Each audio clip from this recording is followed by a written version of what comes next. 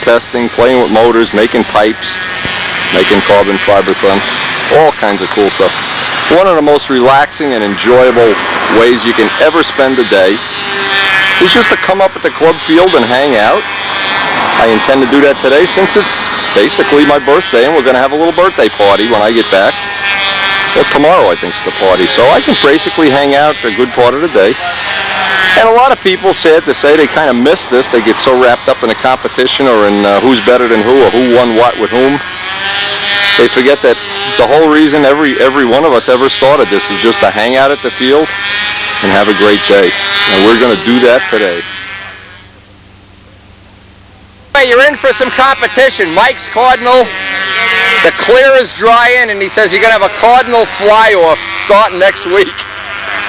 I haven't been much of competition lately. What happened? I don't know. Having a bad season? I think so.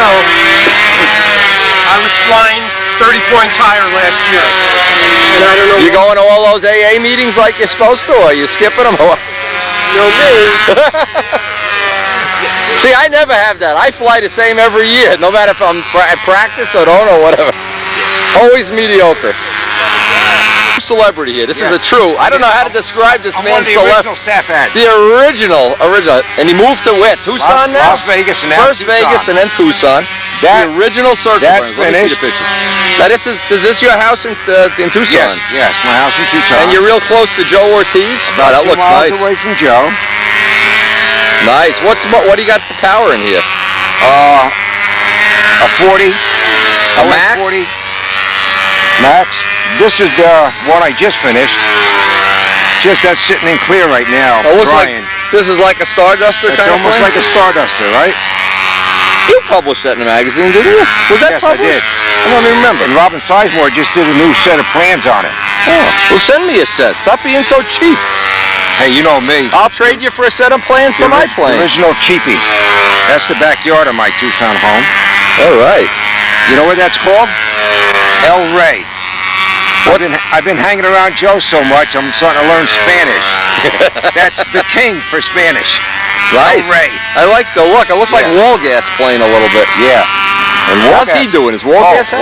Wallgas is flying real great. Great? Yeah. He's such a cool guy. He is.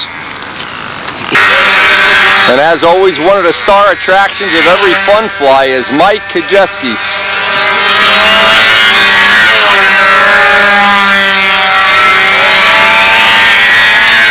Anyway, it's just turned out to be a great day. I just can't believe what a great day this is. And so many people miss the whole point of just hanging out, having a good time. Actually, we don't have any good air today. The air is really terrible here, but it's a great social day. Andy H. just arrived. Looks like we're going to have a heck of a day just to celebrate my birthday. Everybody came out just to hope that I make it to 56 now so I can paint their planes or something. Anyway, we still have the carbon gas tank in here. Coming up on, this is the 7th gallon. I always write it on the lid of the can, the gallon. 7 gallons in this. Real excited about the possibility Wayne may sell me the tooling for this and I can manufacture these. They really are a work of art, and give Wayne all the credit in the world for the idea, the technology, and sharing it. It really is something special.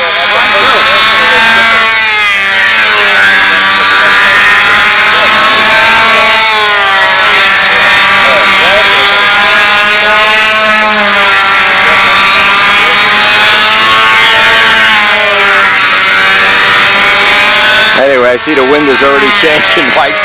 Mike gets frustrated when the wind starts blowing crazy.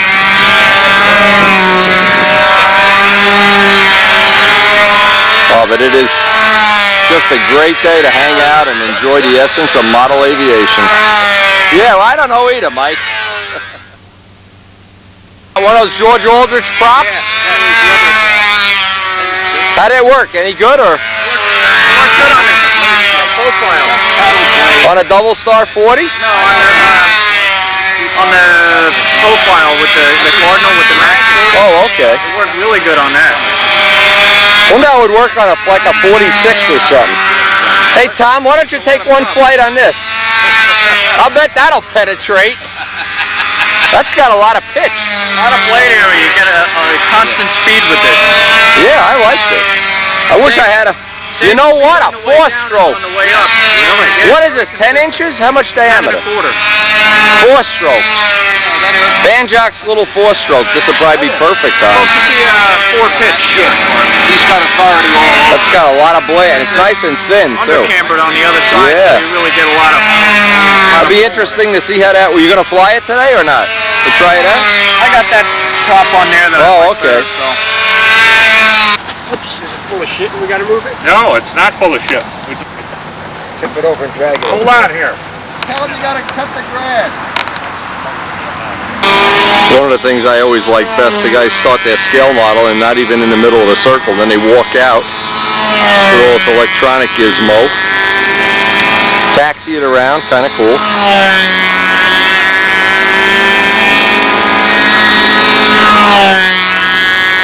Problem with these scale guys is they never do things like run the motor ahead of time, make sure everything runs. They usually shut off, and we always have something exciting happen here when they're going to put a scale model up.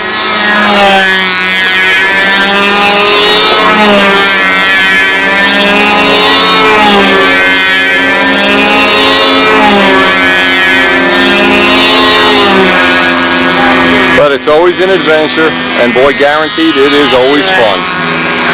Augie's one of the original members of the Circle Burners from, I don't know, 30 years ago or whatever, 29 years ago. When we all had the field in Elmwood Park, when George Gatus was still alive, John DeTavio was a young man, Ed Captanelli was a kid, can you believe it? Mike Toro, Glenn Metter, Lou Dudka. Where are they now? Where are we now? We're sitting out here cooking in the sun. Look at this Chinese fire drill. 8 stunt guys could get a flight, but then it shuts off. Nice, Augie. Nice.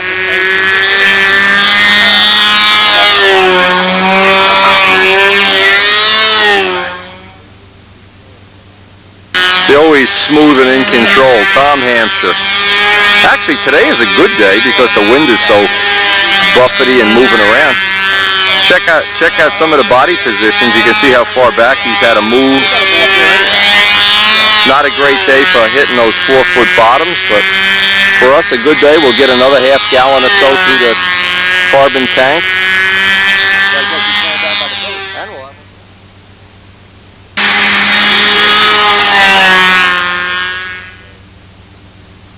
Got the glow plug in this plane.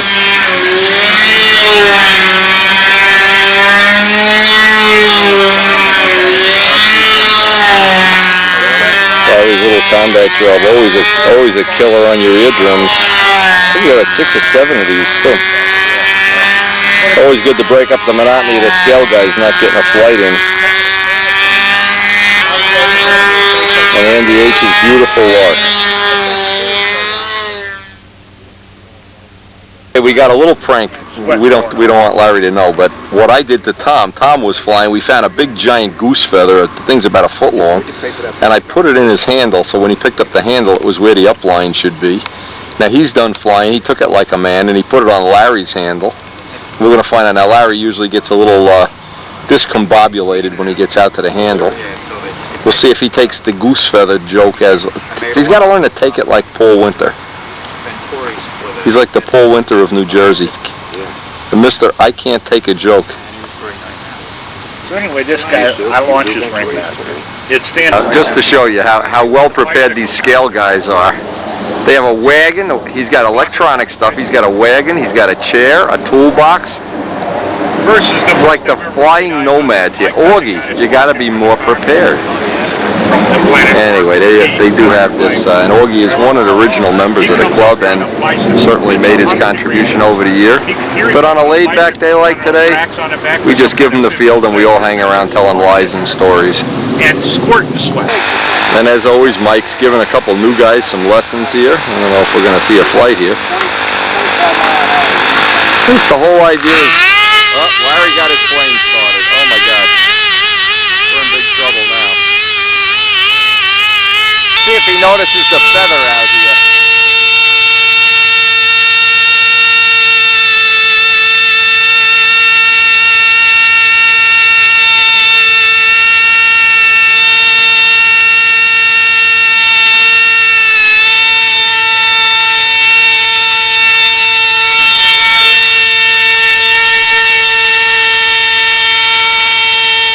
he notices the feather.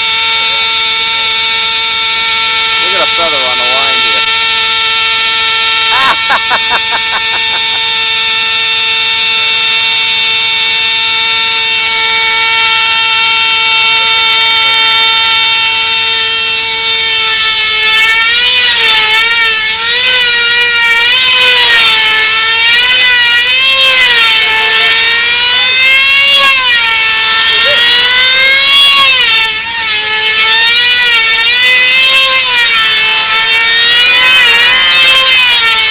What a way to spend your birthday.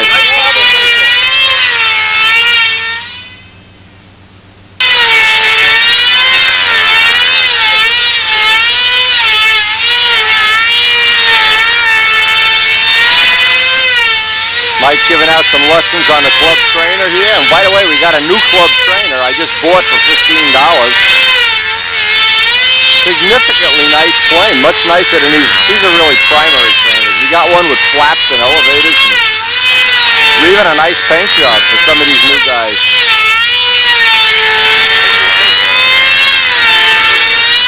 What a way to spend your birthday. Happy 55 years old. Unbelievable.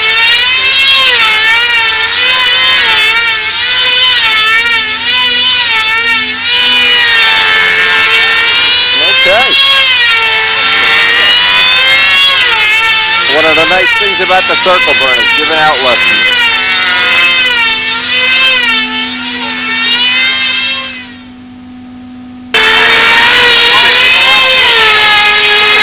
Yes, sir, if you have a 55th birthday, this is a great way to spend it.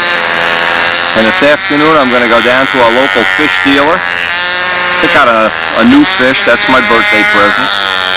I'm allowed to spend up to $15 on a baby koi.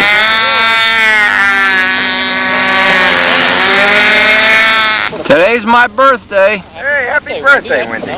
I only been saying it for the last 4 hours. I guess Andy's been on Valium or something. Come on, kid. I haven't heard you. Believe me, Randy, I'd rather be your age than my age. I'm not sure about that anymore. How old are you? 55. Oh, you're a senior now, huh? Yeah, I'm ready to retire. You'll be getting those AARP things in the mail. I got them already. I already joined. Get a discount on your next 4-stroke.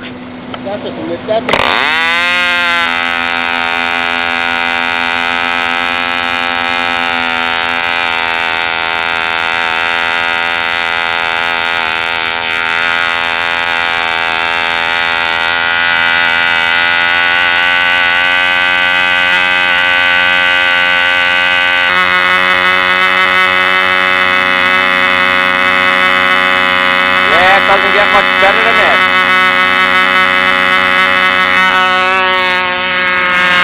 Just a great way to grow old here with all the people that enjoy model aviation. And I guess that's what, you know, if you're looking, you see the gnats and brodacks and everything, but the one thing we all have in common are these relaxing days at the field. Just amazing. And after the party, we'll get back to doing high-tech stuff and whatever else comes our way. But right now, I think it's just, Andy's getting a wind shift too.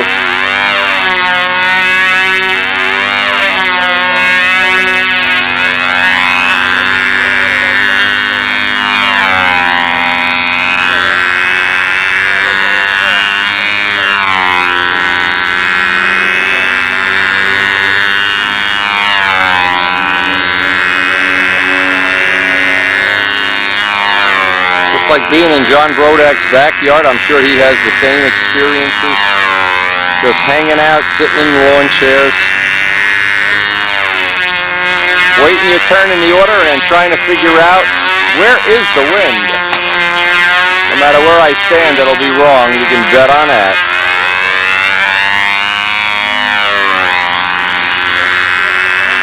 Anyway, one of the things I do each year, my mother gives me some money to buy a fish, and I buy a fish, and every year I have a fish now, and all the fish died last year. Some of the ones that made it were the fish that I had the little fish, because I always buy little fishes here. and I still have them, and we're going to add to that collection this year.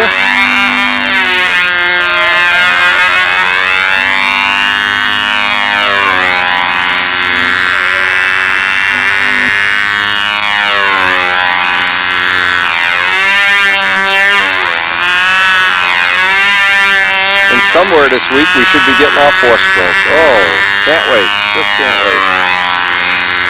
Excited about that possibility.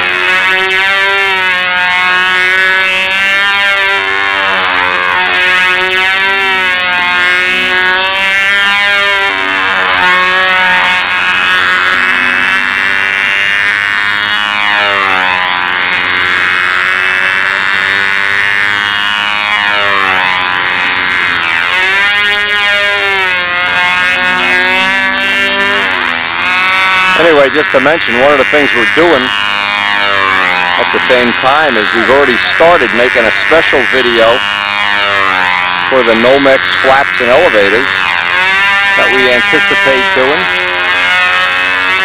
We just started it the other day, so it's not even close to being done, but I know there are people, Larry Cunningham is one, that are interested in that and would benefit from.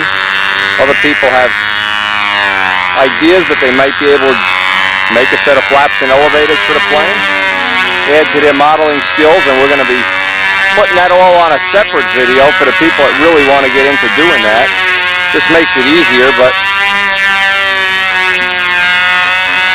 the biggest and most fun thing is still just hanging out at the field.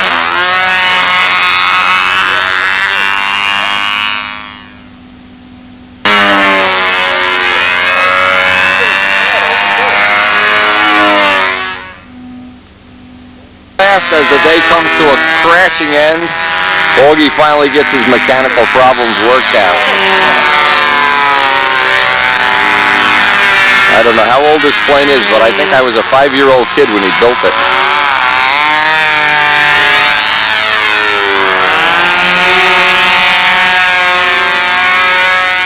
Anyway, we're near the end of our tolerance for model aviation here. We're going to go do what people do on their birthday best. Buy a fish. Become a family tradition. Buy a fish.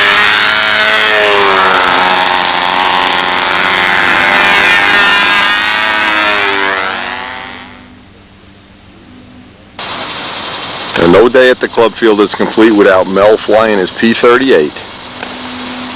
We must have this same plane on 10 different times going in for different reasons. But it's an exciting plane to watch fly if he gets it running today.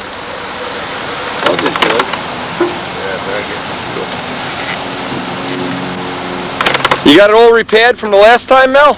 This is a different one. Oh, this is a different one. Yeah, I thought you only had one of them. No, this one's flown. That's got K and B's in it, huh? Yeah, this is flown already. This flies good, but we're only going to test it here.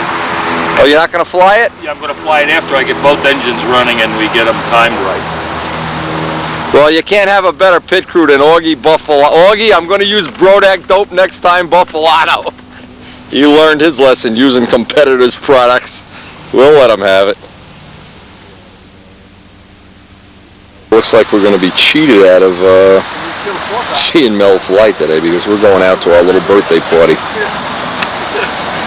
But the good news is we have our first 4-stroker that we've donated to the cause. Rich Peabody has a, well, I have it in the car already, a OS Max 52 that we're going to do a little work with. But the main thing is we're looking forward to having our annual Windy birthday party.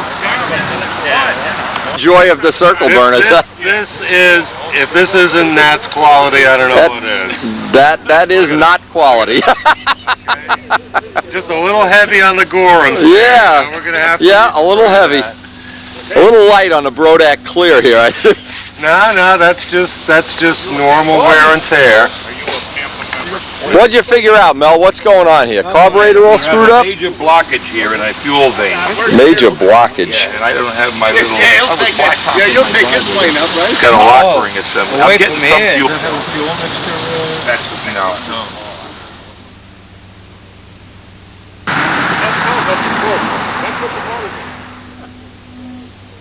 One of our favorite club members, Bob Krug, here bought a new Harley. Now they're all harassing him that that's a woman's bike. I vacated the premises, but I don't see no planes flying. Is there a man driving that bike or a woman? Working on my car.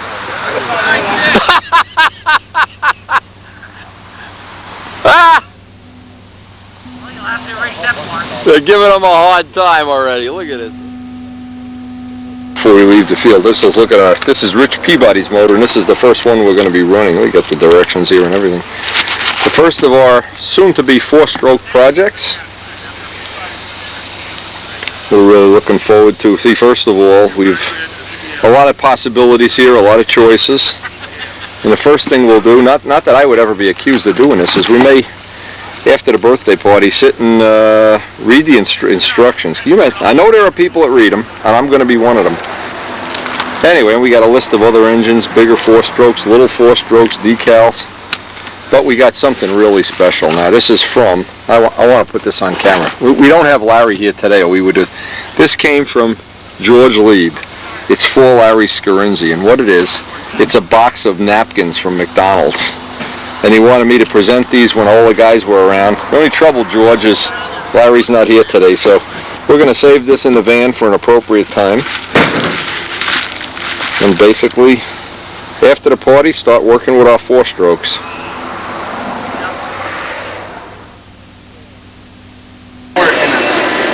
Chef Man Craig. Sometimes you gotta work with 2 sets of tongs. That's the trick. Chef Man. Essence of Emerald over here. Listen, for my birthday, it's worth it. Now, here's the deal, though. The key to this whole thing is just, a watch grill. Never cooks the food. That's it. Actually, there's 3 people that are all celebrating their birthday today at the same time. My niece Paris, my now sister-in-law Melissa, and myself. And we're just waiting for some food to hit the table here. Now, what birthday party would be complete without Peeps? Some of them were nice, some of them were not. Where's that puppy? Some of them they really mean. Did you teach this dog how to sing happy birthday yet?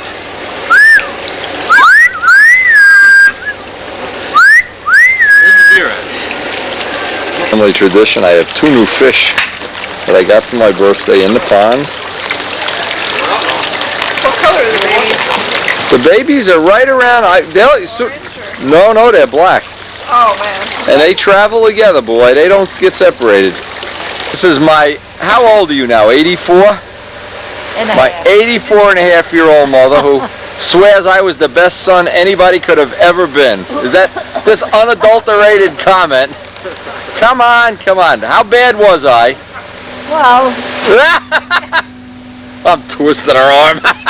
We'll put handcuffs on you. I'll never forget the day I hit you with my hand with those tight dungarees and my hand was bleeding. Well, that's and you were laughing at me. Come on, I was a good son. In a beauty contest, and the 2 finalists in Survivor Island are Cloud the dog and Windy the human, or almost human. Who do you think's going to win, Cloud? Who will survive this birthday party? Oh! I can't believe it. You're going to win, and I'm going to lose. Oh, no. How embarrassing. The best part of the party, eating up the cake. When you're looking at his face. The only problem, nobody bought me a 4-stroke engine for my birthday. I was thinking I'd get 2 or 3 of them. Great birthday party now. What I want to do today, I want to try to run this engine in. What I did, I really took my time. They give you quite an extensive thing on breaking the engine in and what props to use and everything, but obviously only part of that is applicable because we're not going to be using this in the way it's intended to be used. But one of the things I thought was really, well, I've talked to several people about this. I've really thought about this a lot, and I'm not sure I know the answer yet until I actually do the real homework. See, what happens is you do this on pencil and paper and you come up with a conclusion, then you do it in real life and sometimes it isn't exactly the same. But number one, this is Rich Peabody's engine. He's loaned it to me. We're not going to put this in a plane. I haven't got permission to do that yet. That doesn't mean I won't do it, but I want to break it in for him and get it set, run it with various props, typically Tiger 60 props, because we're replacing a Tiger 60 with this. It's an OS 52 Surpass. And the thing I want to do is I want to start developing a database for the 4-cycle engines, because the one I'm really interested in is the YS53. That's my first choice. I don't have one yet. Don Dixon is going to be, hopefully this week, sending me a 91, and I'll explain why I want to have the 91. A 70, which is the next bigger case than this in an OS. It's a bigger, heavier case. But again, I want to go through what my logic for this is, because I think some people out there, and one of them being Larry Cunningham, would have John Pothier too, would have formulas for what I'm trying to do, basically with the seat of my pants. And I'm going to do the seat of the pants method now. But obviously I'd appreciate anybody having a very scientific, Bill Netzband probably has all these scientific formulas too, but that doesn't mean that seat of the pants doesn't work well too. So let me go through this and let's see how accurate this works out. When we're done, well, obviously we're going to find out. Obviously we have test planes everywhere. We have plenty of test planes to modify, and we've done that in the past. Now I think there's 3 significant things I have to consider. The weight of the propeller, the weight of the actual motor, and the weight of the actual tank when it's full of fuel, a full tank. These 3 factors factor into the decision. Now, in any given powertrain, this is the furthest forward. This is almost as far, and this kind of you can vary. You can even move that back in some cases. But there's 3 separate weights I need to know. And in the case of a tuned pipe plane, we ought to make this, well, it would be a muffler or a pipe. We have to consider, and I ought to start factoring it in right now, because even though my pipes are very, very light relative to commercial ones, they still are a thing that has to be factored in. And in this case, I'm hoping somebody's going to give me some really scientific feedback here. One of the things, and I want to arrive at a conclusion here at the end of this, so kind of follow through with me. If you look at these things being the powertrain of the model, what I'm going to do is I'm going to go take a Tiger 60 out of my supply of used parts and weigh the prop, the motor, the exhaust system, and the tank. The 4 separate things. And it's the total that really matters. It isn't. It's the total, because a lot of people think, oh, I only have an 11-ounce motor, but wait, you have a 4-ounce exhaust system, or you have a 7-ounce tank, or in the case of a carbon prop, they're usually a lot heavier than wood props.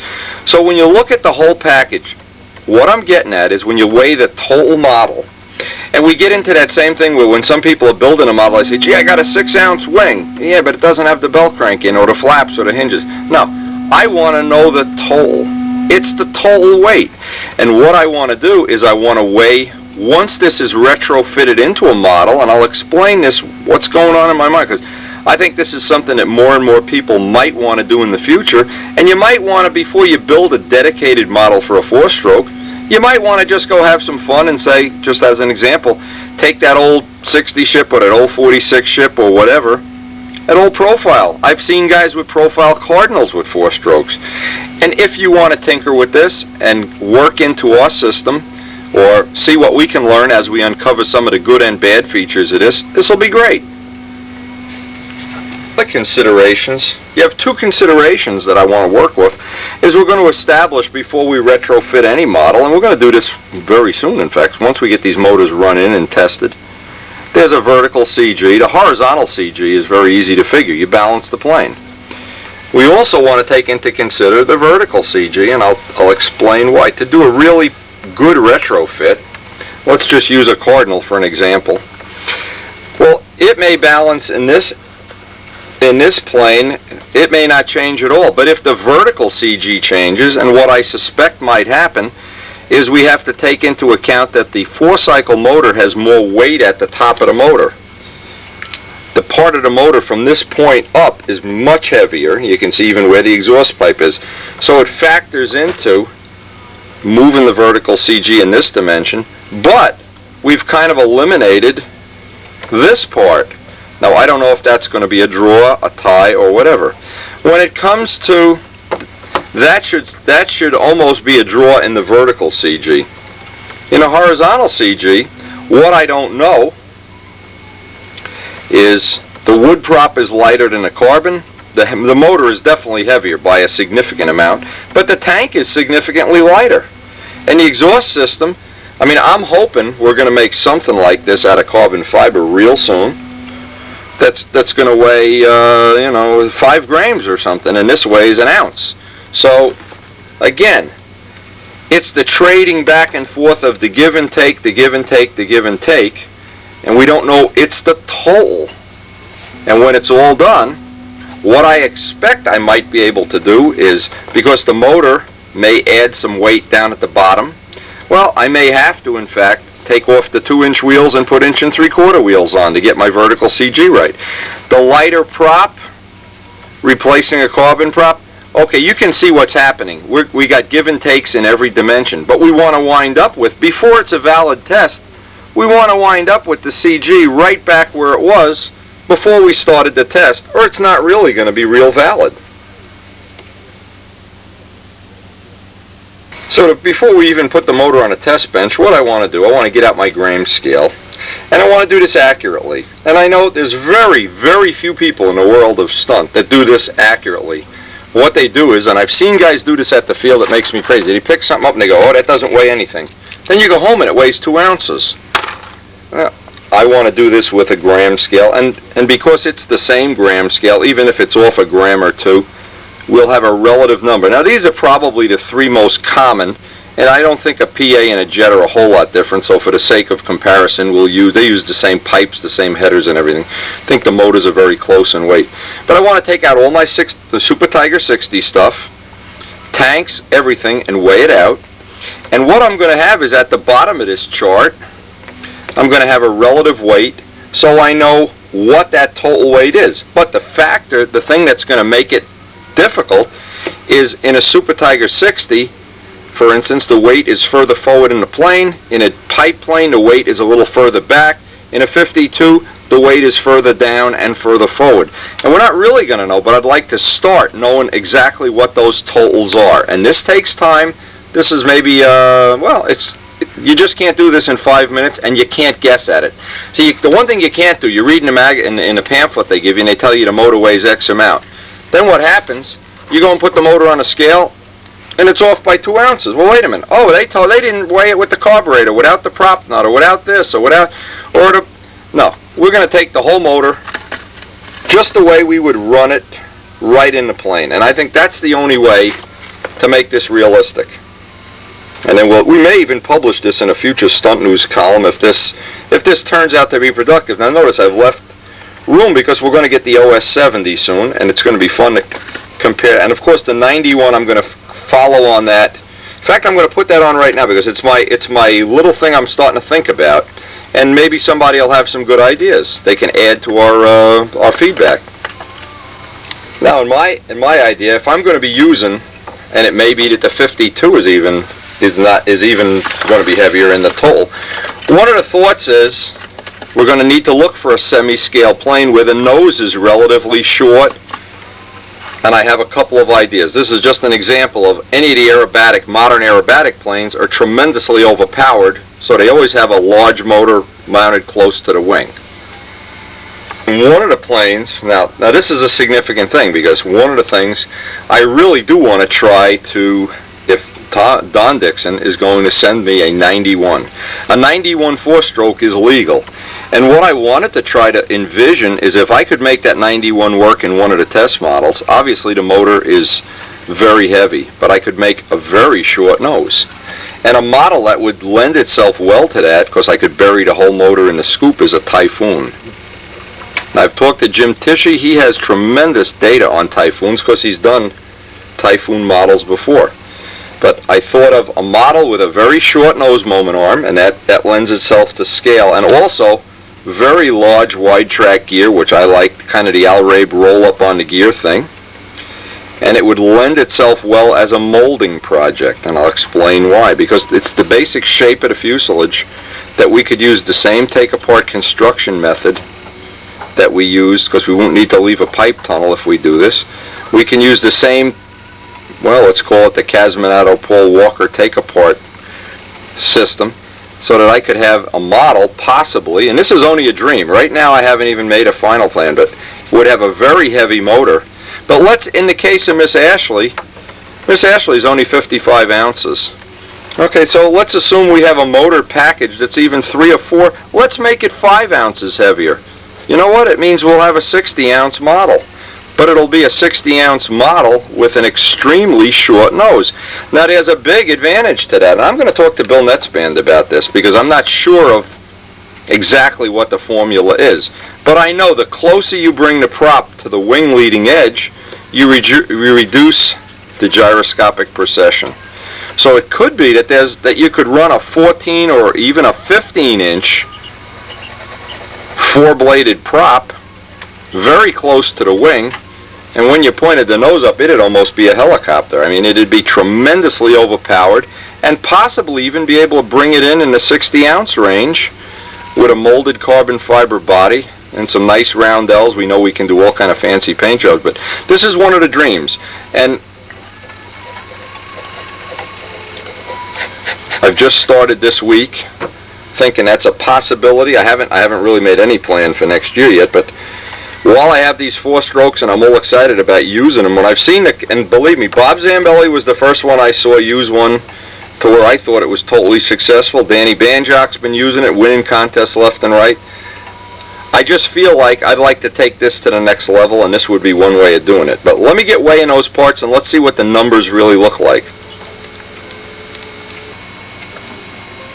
Now, the first thing I realized is I want to weigh the engine without the exhaust system, because that's a variable thing.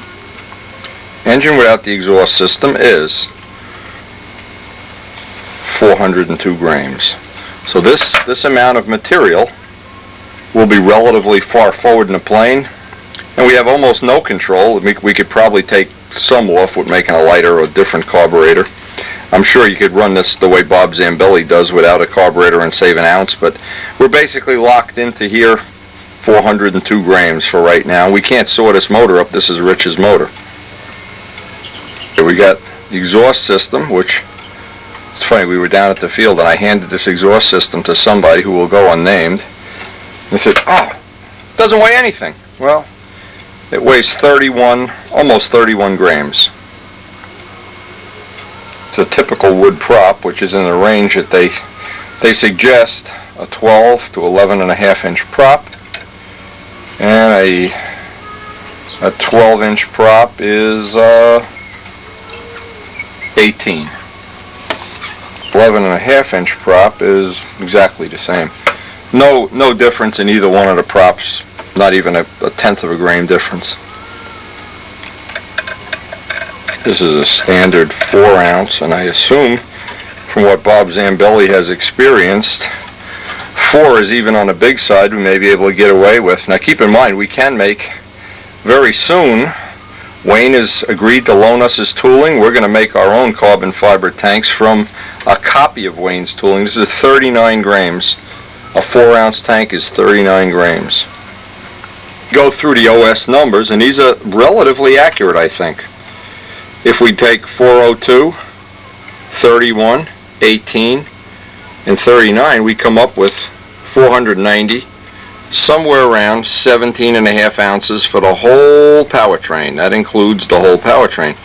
Now, not an exact number we can work with, because if the other powertrain is 16, the things are in different positions in the plane and they affect the vertical and horizontal CG. But we know that with this motor, if we can transition into this motor on a test plane, we're going to start somewhere around 17.5 ounces for the whole powertrain. Now, it doesn't take into account one other factor, that if you designed a plane from scratch and you could shorten the nose an inch, let's say, the material of the 1 inch in the nose would be a significant savings too. I'm going to guess that that would be a half an ounce or so, just by having less motor mounts, less plywood, less fiberglass, and the shorter nose combined with the fact the big factor is the prop being close to the wing, minimizing that GP would be a real positive trim thing. But again, we don't know. A lot of these things, this is the scientific part. I like the seat of the pants part. Okay, next thing I want to do is the same thing for a Super Tiger 60, because I have these things sitting right out on the bench now and I can make an accurate comparison. Most of the planes that we would be retrofitting would normally have been built for a Super Tiger 60, then retrofitted with a jet, which we know is an almost drop-in, idiot-proof transition, except for the pipe tunnel. But this might even be easier because you don't need a pipe tunnel. You need a 1/4 inch drill for that exhaust pipe and you're done. Okay, brand new Super Tiger 60. Brand new one. Never been run, there isn't even any oil on it. Weighs in at 349. But what that's telling me, and this is a significant thing, is there's about just a few grams less than 2 ounces difference in this motor, and most of it of course is in the head. And I don't know how much would change if we put a nylon venturi or a different intake system on the other motor. But we're within 2 ounces of being a drop-in replacement for this. So that's part one. An interesting point. In the time that I ran Super Tiger 60s, and I have to be honest with you, I tried every possible trick in the world to make Tiger 60s extremely quiet. Everything from, and I'll just go through the gamut here. Tom Lay made me a special muffler with a real long tube.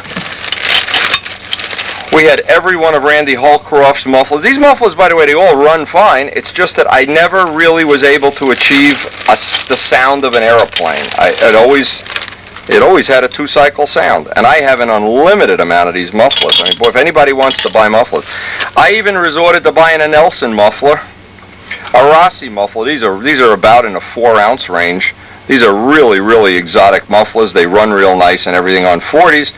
I wanted to see just if it was ever going to be possible to make these engines really, really quiet. Now, actually, one of the mufflers that comes the closest of any is the one that comes with the motor. You can get the decibels really low with this, but it isn't an aircraft sound. Because of the real small restriction at the back, it really is quiet. And the whole, I mean, if you see, I've really done my homework with noise suppression. I have really, really not spared any expense. I'll guarantee I have $2,000 worth of mufflers that other people don't even have. But I got it quiet. Years like '87 when I had that real long muffler on a plane. I think I even still have that one. But what I never did was get an aircraft sound. You can get it quiet, but it restricts the motor so much it has no power. You can put rubber duckies on here. That kills the power. You can, all of these pylon kind of big, these are in the 4-ounce range. But what I really wanted to do, to be fair, was because you could run a tongue muffler that's probably legitimately about a 1/2 ounce, and you could run a muffler that's really about 4 ounces, and you'd probably be half as quiet as a 4-stroke. But you're never going to be as quiet as a 4-stroke. It's just never going to happen in my estimation. So I wanted to take kind of a mean average one, and this is a mean average one, a Randy Holcroft one. Somehow sits in the middle of the range that we normally use, and I believe it's a little less, it's a little more than an ounce. Let's see, it's an ounce, and I think we're fair if we allow, and count the screws, we allow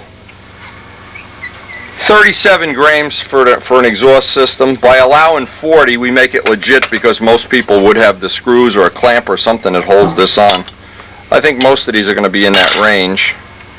And you could cheat that by a ½ ounce if you use a tongue muffler, but then it's relatively loud. They're all in the mid to high 30s. I'm not sure. Tom Lays are a little lighter. Oh no, they're not. Sorry. That one's over 40. Oh, that's not Tom Lay. That's somebody else's. And this big one that Tom Lay made. This was a one of a kind. Yeah, it's over 40. It's up around 40. I think legitimately we should allow 35 grams to make this test valid. Interesting point. Now this is something that surfaced when you really do the weighing. Is the exhaust systems are relatively close in weight. It really isn't a tremendous difference. Now this is a little thicker wall. It has a Venturi and has a really small outlet. And I've heard these run because I go down to the RC field here quite often just to listen to the motors run, and these really have, I call it an aircraft sound, a pleasant sound. And that's what we're really looking. One of the side benefits we hope is that we can make it sound more like an aeroplane. This was the stock muffler that we used at the 87 Nats. Actually, we got third place with this. Boy, this was, but again, this is 4 ounces. You're getting up in a range where a tune pipe and a header are when you get into this. But it had a very unique, quiet sound. Craig Gunder made this, by the way.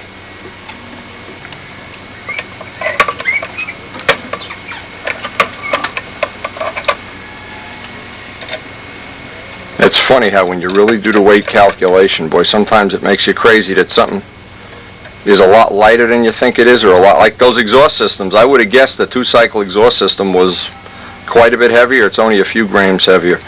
Okay, we got 56, exactly 2 ounces for a 6-ounce tank. Now to be as fair as possible, I took the lightest of the 2-bladed props, which is an undercambered, highly undercambered Brian Ether prop. That's about the lightest one. So that a Bali prop is a little bit heavier, and obviously a 3-blade on anything would be a little heavier. This weighs in at about 27. We'll add that to our little data list. See how nice and thin those blades are too. Now you can see the numbers if you build a real database, and we're going to be doing this on an ongoing basis. Obviously we may publish it in Stunt News. We can use the numbers right from the chart. Thing that's significant, you can see right here, is we're an ounce lighter with a Tiger 60. Now, the factor that I would like to know, and again I don't know it, I'm counting on somebody out there to figure it out, is I know how you would roughly do it. You need to find the average CG of each unit and then weigh it and weigh the difference, and it gets very complicated. An easier way is we're going to take a plane, an old plane. We have access to Tradition, which Mike has still been flying with a Tiger 60.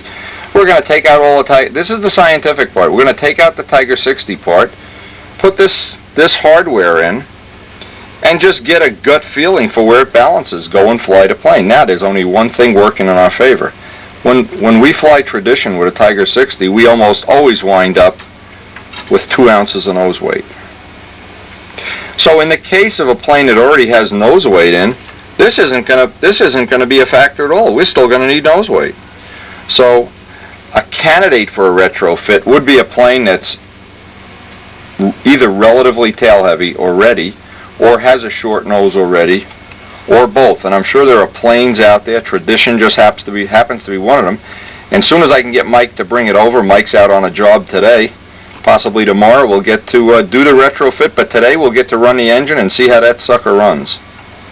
But when you do this, it's real easy to do it in your mind. And by the way, one thing we haven't factored in is that again, Zambelli has said he can get rid of that carburetor and save an ounce. Well, an ounce would mean it's exactly a tie.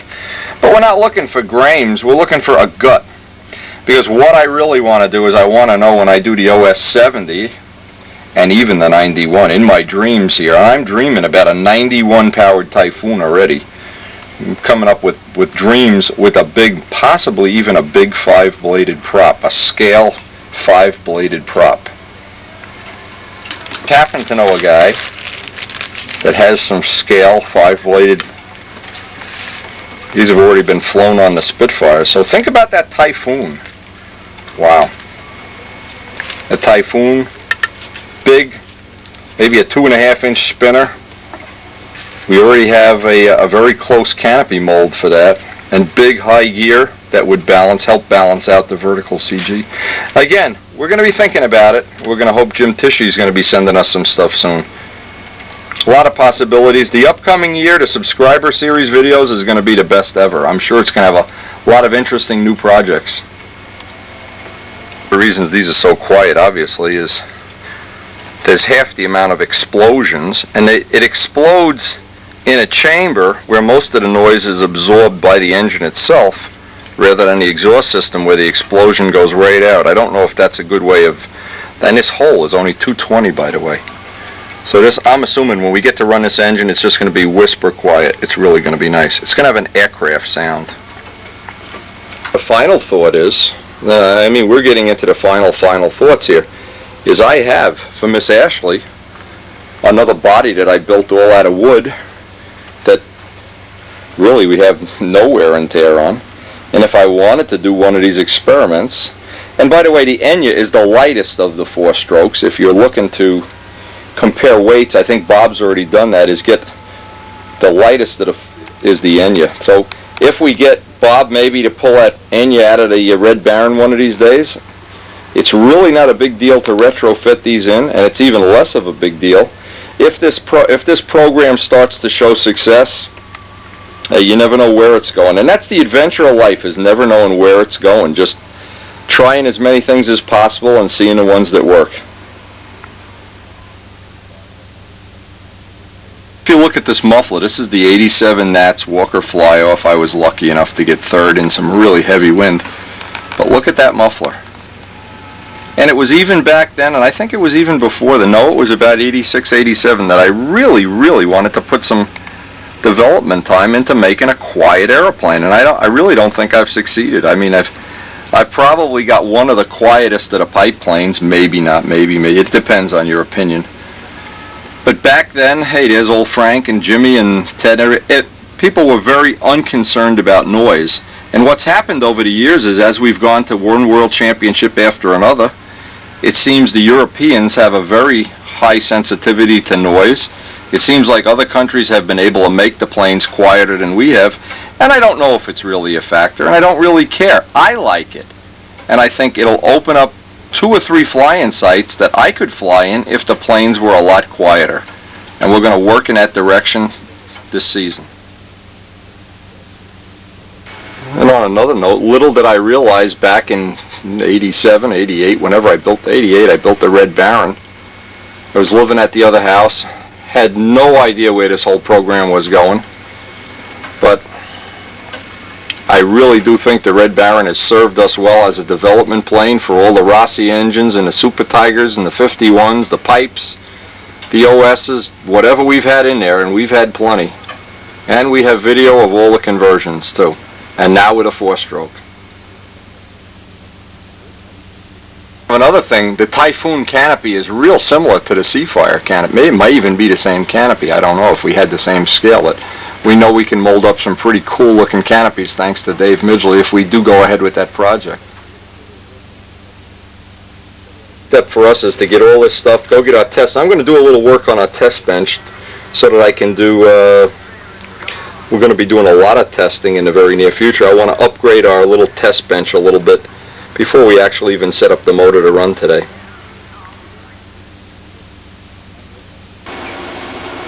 Now, as I'm going through all my videos here, I'm looking for typical scale projects that would lend themselves. See how short the nose is on this plane? And how big that cowl is? I don't know, I'm sure. Look how short that nose is. This had a Napier 24-cylinder engine in it. I don't know, I just think that would make, just one of many models that would make an excellent 91 Parrot. Now see, you couldn't fly a 91 in FAI, but who cares anyway? I'm not interested in that right now. When I design up a model, my primary thing is that I gotta love the model. And possibly if, you know, if you ever did make the team, you'd have to fly another model, but so what? This would just be a terrific, well, I don't know. British planes, there's something about British planes just really turned me on. I don't know what, it's hard to explain. Hard to explain what it is. They all seem very, very pretty. It doesn't tell you in the directions. There's a little breather pipe down here at the bottom. I'm assuming that's just a crankcase breather because there's a pressure fitting on the muffler too. Again, we're going to investigate this. The pressure fitting as we normally run muffler pressure right up on the end. So I guess you have two, well, who knows if you haven't, that bottom thing might just be a vent. As I put this motor in the test stand, I realize, and I remember from years gone by, Jet has a beautiful aluminum, it's about $50 a test stand, and we ought to invest in one if we're going to start running 91s and things. I don't think this little plywood guy is really appropriate. Actually, that side's not even, I'd like to make that, I'd like to have it a little more substantial for the bigger motors, the 70 and the 91. What I want to do is I want to attach this to a bench. I want something a little more permanent. You can see that side's already squashed. I got to get something a little bit better in there. I need to, the first thing, you can't really run an engine test if the engine is vibrating and shaking and everything. And this is what I did. I made up a little thing. This was for doing tune pipe testing, and it was very good. But for 4 strokes, I want to make sure most of all this is rock solid. I don't want to have any chance these are going to be vibrating and destroy the results of my test. What's happened here? And by this is leading me to believe we should have replaced this long ago. See? And obviously there's a safety factor involved. What I'm going to do this afternoon is I'm going to call up Dub Jet and order one of his test stands. This will just be a temporary, because I don't want to be running 90s in something like this. This is just a temporary fix. I made a piece out of a piece of motor mount that's about twice as thick. But I still, we want to do some serious testing. And when you're running bigger motors with bigger propellers, you just, this really probably isn't appropriate. Anyway, the Jet stand I know is available. You probably can get one right from George Aldrich.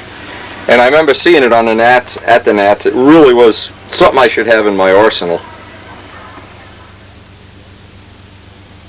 Seen people do that really defeats the purpose of accurate testing is they don't balance the prop and there's so much vibration.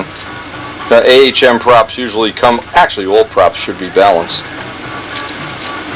But what we're going to do is make a test prop that we can do comparison testing, and this will be our test prop.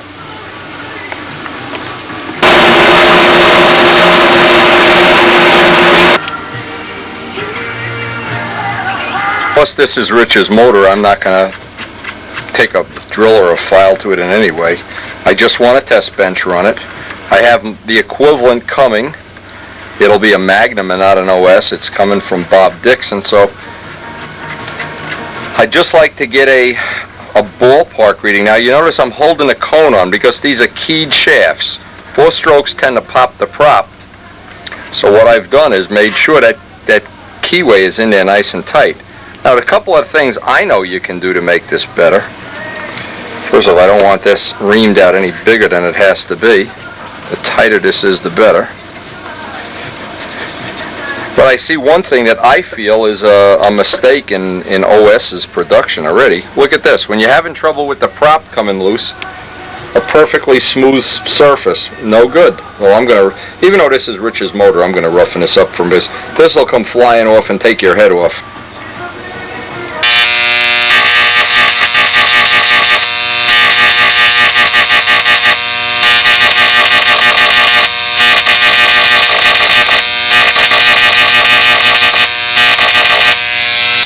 Now, an ordinary low-cost engraving tool may save your prop from flying. In fact, I'll put some more knurls in there.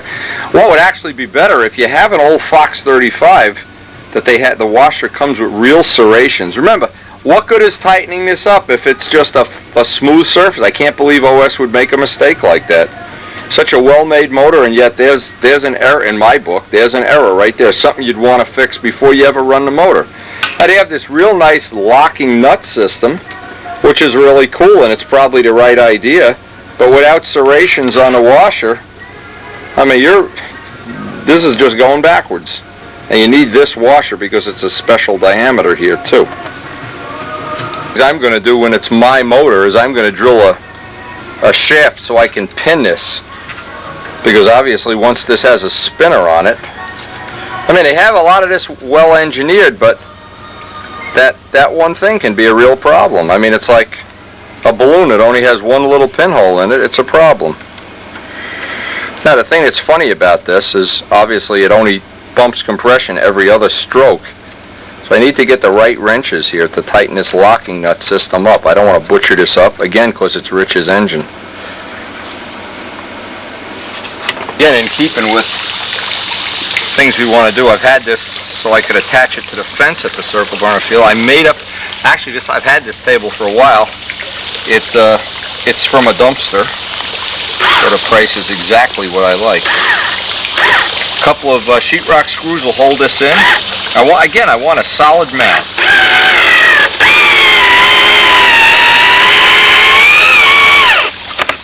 Especially when we're going to go to bigger engines, and when I get dub jets test in, I can put it on the other end, and actually I can test motors back to back, side by side, whatever.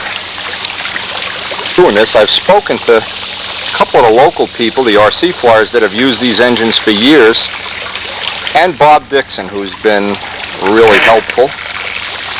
And most of the people agree these engines really run year after year without even adjusting the valves. Again, these are the kind of things I'll believe it when I see it. George seems to feel that the motors would need a lot of maintenance. Again, we'll find out. You're not going to know unless you do this test. Now, I've gone by one of the tricks, I'll call it a trick, that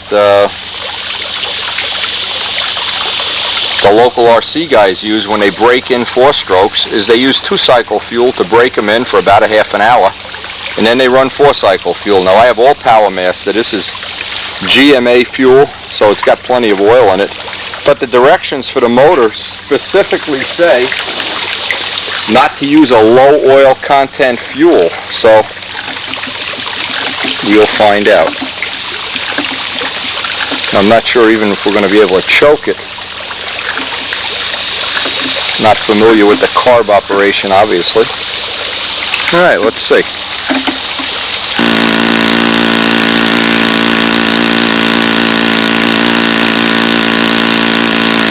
Now what I did, I rigged up a little throttle wire.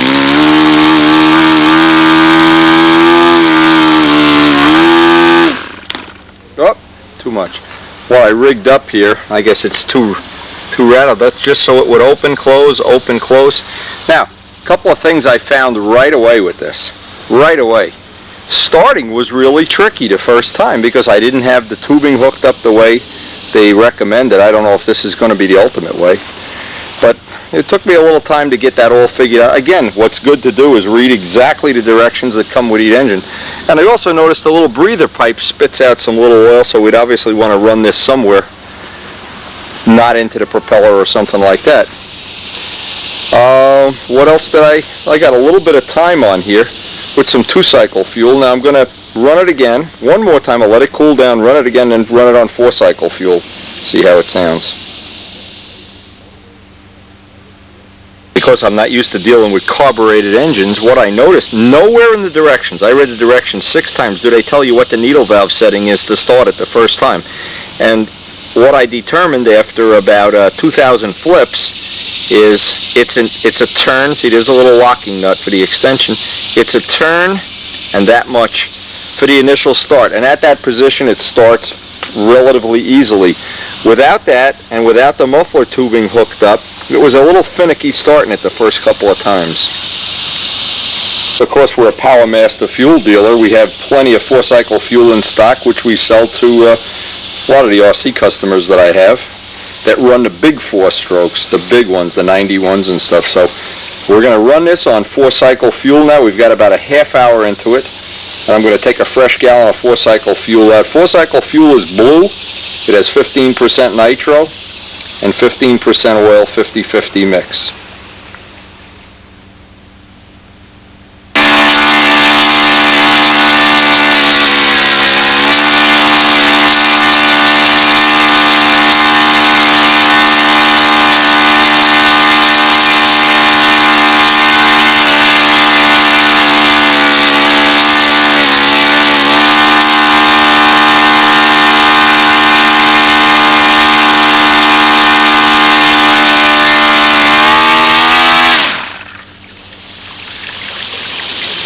obviously we don't have something on this carburetor set right, because what happens, the directions tell you, and I guess this could be frustrating for a control line flyer, the directions tell you to run it for at least a half an hour before you run it at wide open settings, but I've been trying to sneak up on wide open settings here. I guess I'll just give it a little more runtime. These are the things you have to learn. Another thing I learned is they'll run backwards. I'm used to flipping, and I find compression and flip it, and I got frustrated the first time, flipped it backwards, it started running backwards, and it ran just the way it runs from. So it may be that we have to take that into account. Again, it is nice and quiet. And I really am being unfair. I really need to get maybe another half an hour runtime on this, because what I'm trying to do is prep it up that it's ready to put in a plane when I give it back to Rich. And learn enough that when I get mine, I'll have a little bit of jump on the knowledge I need. What I'm going to have to learn is about carburetor adjustments here.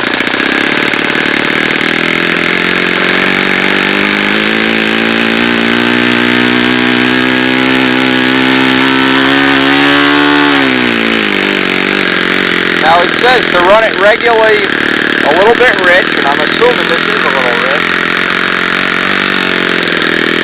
And then carefully work your way up to leaner and leaner running before we put that 4-stroke fuel in there that has less oil. Boy, what a nice sound. Oh, totally impressed with the sound.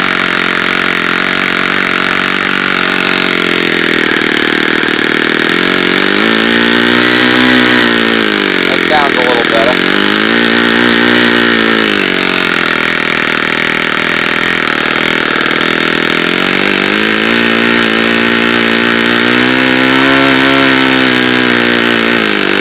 Now, I really have avoided running it wide open yet. I just don't have enough time.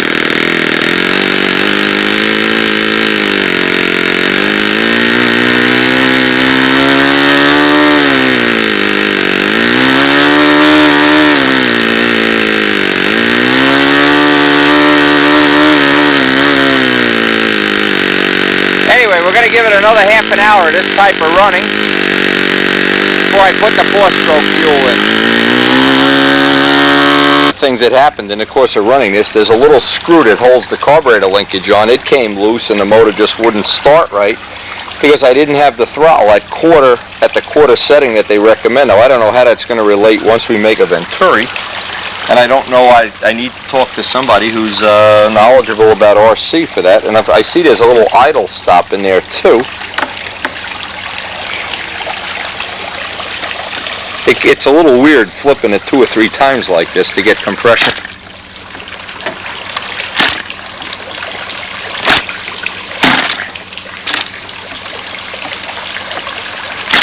And I recommend using an electric starter, and we have one if we really have to resort to it. But I'd just like to see if it's user-friendly here. Now, it's still hot from the last run. It seems to start a lot quicker when it's cool than when it's hot. That's just my gut impression so far.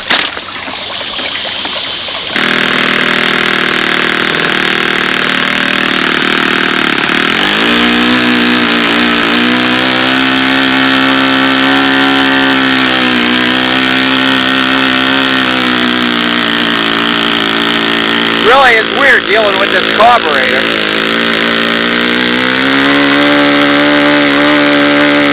Now, it's got enough time on it that you're supposed to run it at full throttle and adjust the needle.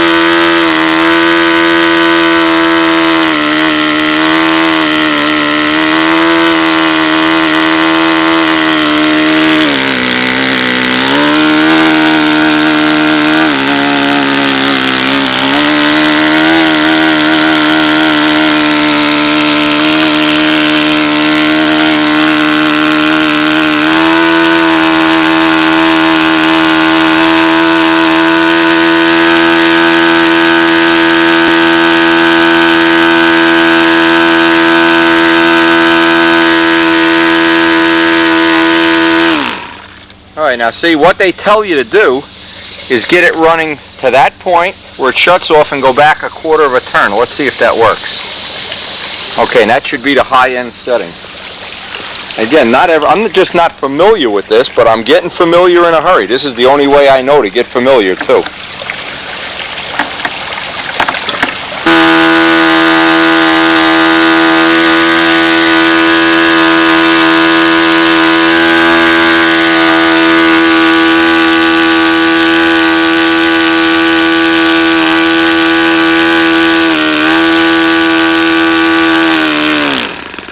Okay, we've got that position at about a quarter now.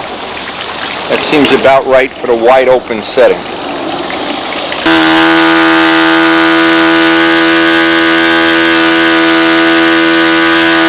Now I want to see how rich I can make it before I lose that setting.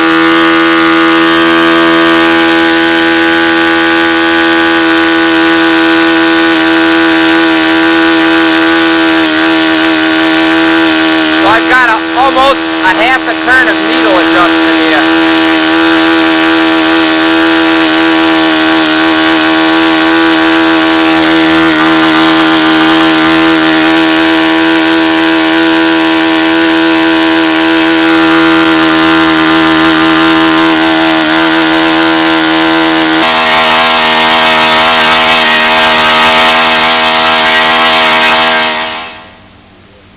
The initial part of the test done. What I want to do, I have the fuel that will actually, or Rich will actually be using, depending on if we use this motor or if he uses it in one of his planes. What I'm trying to do is set it up.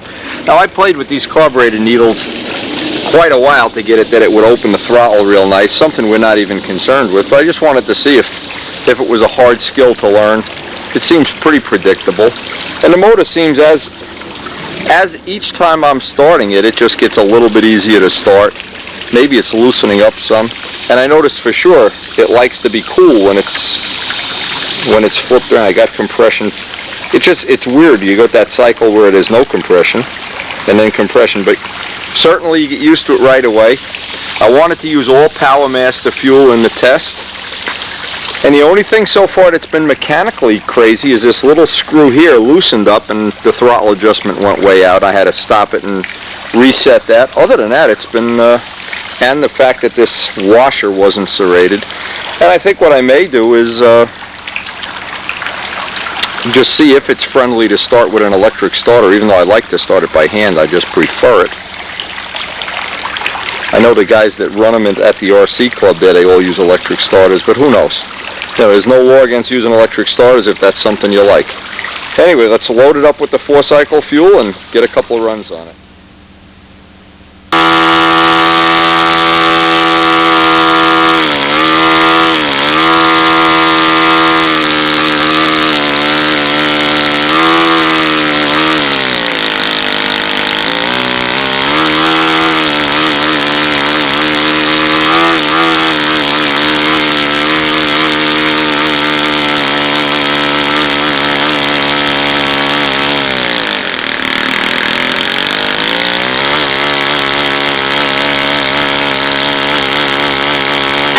Now, because the new fuel is 15%, and I don't think you want to run that in a Tiger 60 or in a Jet or P8. It's 15% nitro. It needed quite a change in setting, and what I did, I pulled out the pressure tube to see just how much pressure was going through that muffler line. It's quite a bit. It's a significant amount of pressure. You want to take that into account. And it's a good thing they put the dye in that fuel, too.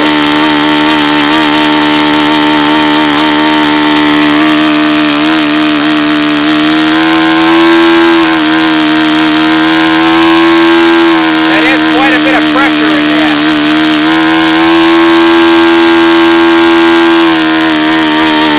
We're learning. I'll do this off camera. I'm just going to get about a half a gallon of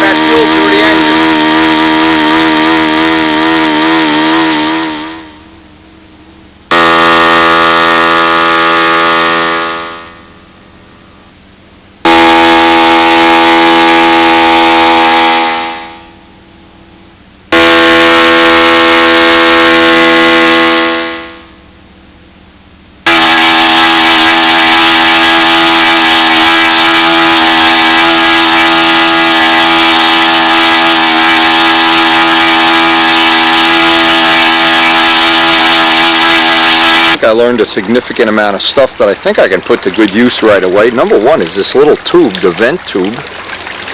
Obviously spits out what amounts to be an oily residue, and it gets on everything. I've been cleaning this up as I go. It looks like we got a little bit of an exhaust leak. Now one of the things, because this is Rich's engine, and he bought it at a garage sale, by the way, or whatever. He did not buy it from a dealer. It didn't come with the factory tools, so I didn't want to take my non-metric wrenches and hog down on these, but they didn't get loose. I think they're nice and solid. But it looks like there may be a need for a little gasket or some of that, the stuff we seal the headers on the jets with. But it turns basically a 12.6 prop at about 10,000 RPM, and that's real close to what a typical tune pipe engine would probably turn at 10.5, and probably a Tiger 60 would turn at about 10,000. So I think we're really right in the ballpark of what we're going to have usable power. And I'll give this engine back to Rich, and as soon as I get mine, we're going to hog out to the plane and get one of these in a plane and go flying. Okay, yesterday we got Rich Peabody's 52 OS run in and ready to put in a plane. Today, this came from Bob Dixon. It's Tom Dixon's brother who donated these motors. He's going to let us use them. These are actually his motors. We got this instruction. Now this is a 70. And I really ought to read this over again. I got a little note in here that came and it said no tools. No kidding. Anyway, when you get these engines, they're really little works of art. They really are nice. And we got the mandatory little, which looks like, oh yes. Now see, here's the information I want to know. If you're going to do some real evaluation, these are the things that really are critical. First thing, of course, we're going to redo our chart and add this motor to our chart. This is a 70. This would not be legal in F2B. But we're not really interested in F2B all that much. And I suspect if we were, we would just use the 53, which looks like it has way more than enough power. Certainly never going to be looking for more power here with these motors. They're super powerful. We were pulling almost 10 grand on that 12.6 prop with a 53. Now what I learned the hard way yesterday, and now that this is the thing I can kind of help people with. I'm going to have Don Dixon, keep in mind there's a lot of Dixons around. Don Dixon has a 52 he's going to send me with a Bob Zambelli Venturi so we can see how that works out. I want to see, now see how this has a choke? It has a choke built in, so you can choke the engine from, I'm assuming, a rod that goes on there. I want to make sure this carburetor screw is tight. Yesterday this loosened up and was a problem. It looks like this is the needle valve adjustment is one turn out. Okay, we have to find that out the hard way. It's a totally different carburetor. But we're not really going to use that carburetor. And this seems to be the thing I was worried about the most, is where do we don't want to put this in a fuel tank, probably put that just hanging out the plane. Anyway, this is a 70. The Surpass, the late model ones, have blisters on the valve covers because they have more cam timing or higher cam timing. But the first thing I want to do, obviously, is just put this sucker together and get a rough weight on it. And now this is where having the chart is real handy. And obviously you can point this down, up, down, wherever you want it. A nice feature, wherever you want this, you can cinch nut this down. One of the things I didn't like was this did have a little bit of a leakage, which I probably would seal with some kind of a better sealing system eventually. But this is a 70, and this is one of the motors we're going to be using and retrofitting into a plane eventually. We need to get a plane to retrofit. Mike should be bringing that plane over sometime today. A database, I want to add the OS 70, and I want to go right down through the numbers as I did yesterday. I also want to, you notice they've welded this little piece. That's kind of cool. I want to measure this outlet diameter because when we start making carbon fiber mufflers, I want to start, of course, with that diameter. And just like the 52, it has a pressure tap. And by the way, when I was running this yesterday, I was shutting pressure off, turn. It doesn't seem to make a tremendous difference having that muffler pressure. I think it's just a way of making a plane, neater, that you're not getting that open vent where fuel might be getting onto the plane. But more on that. We're going to work on that. That I'm not sure about. Muffler, a 35, 4 grams heavier than the 52 unit. Obviously, it's a bigger diameter. This is steel too, not aluminum. Okay, as I'm zeroing this in, it's coming out at, without the exhaust system, at 544. Okay, and we're at 22.7, which sounds like it should be a lot, but what I really want to know is the difference between 17.5 and 20. Obviously, there's 5 ounces of difference. So what happens for 5 ounces of additional hardware, in other words, this whole package is 5 ounces heavier. So now we need to know how much, now we need to calculate, if we were to use this in our Typhoon project or something, how much shorter we'd have to make the nose. And that would be a significant calculation. I don't think I'd want to do that without checking in with somebody really scientific that would give me an exact number, something that I could really, I just wouldn't want to just randomly cut an inch off the nose. But the good news is we have a plane, and I want to, let me get a piece of paper. We have a model that's a tentative candidate here. What we're going to try to do, and I'm trying to do this systematically, is I'm going to try to put the motor in its stock position if it fits. Once I get it, I'll see, but this would be the philosophy anyway. It's going to be real nose heavy, probably not be able to use a spinner, whatever, but I'll be able to fly the plane. Get some flights on it, get an idea what prop it likes, whatever. But somewhere down the road, and maybe I'll do it right away depending on what the weather's like in the next couple of days. If I get an unflyable day, I'd like to do this. I want to try to move the motor now. Because it's 5 ounces, I don't know how much further back I'd have to move it. Probably some. I'd have to move it back. And then cut this whole piece off the nose. But again, I don't know how much that's going to be. I'm going to have to do a rough calculation. But one of the things I really can do is I can gut the plane and just lay this engine. I can mark the CG to start with where it balances, because we know that point pretty well. And this is a plane that typically needs 1.5 ounces, 2 ounces of nose weight. And then I can just take this motor and lay it in there and keep moving it back until I get a rough balance position. That's one way I could go about doing it. One of many thoughts I've had. I don't know, but I want to get out to the field and I want to run this motor, and we'll just basically do exactly what we did yesterday. But because this is going to be a motor we're actually going to use in a plane, I want to get at least 1 gallon of fuel through it, and I'll probably do that up at the Circle Burner field. One thing we do have, and of course this is Bob Dixon's motor. He's loaned us this. This is a used motor that he's got 4 years of running on. What's nice about this is we know the reliability factor of this motor. This is a 90. Now just to give you an idea, this is a lot heavier. This is really, I almost think you couldn't shorten the nose enough. You'd have to make a purpose-built plane, maybe like a Typhoon, I don't know. You'd have to purposely build a plane with a really, really short nose, and the tank would probably have to sit over the top of the wing. But just to get an idea of the relative size and weight of these, the 90 isn't a whole lot bigger in size, but it is heavier. The crankshaft's obviously heavier, things like that. But for right now, my main thrust would be in trying to get the 70 to run in a plane like Tradition. Now Tradition is a plane that's in the high 70s, so it's really a heavy plane. It'll be a good test for, and we'll save this for future tests, and I really want to thank Bob's been more than cooperative in trying to help us out, and he has years and years of flying these engines in RC planes, and we're going to be tapping into his knowledge time and time again. And I really want to thank everybody, especially Bob Zambelli, who's kind of put the thrust of this in position. But we're going to get out the field and run that 70. Things is, we're starting to record everything for the database, and this is going to be useful knowledge in the future. If we can keep the bird from eating it. Hey! Hey, he's eating my database. Get it!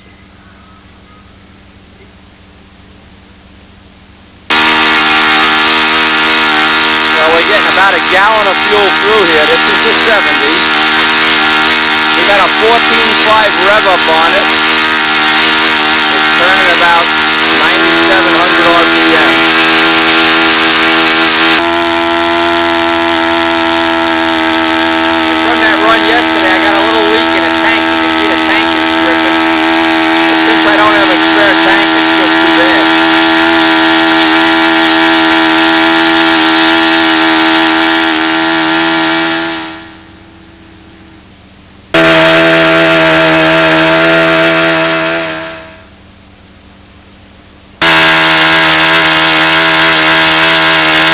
almost an hour on it now, and I've just been letting it run wide open just to let everything seep in. And we're going to do the same thing we did with the 52, then start running it on 4-cycle fuel.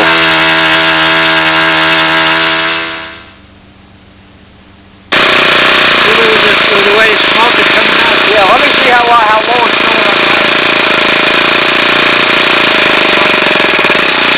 Don't let it stall. People will think you're an amateur.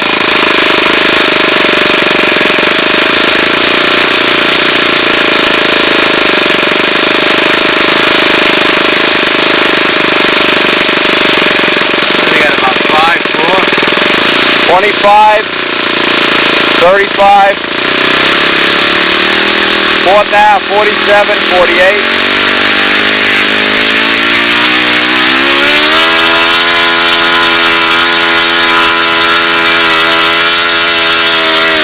After using quite a bit of fuel, it's running at the wide open setting over 10 grand.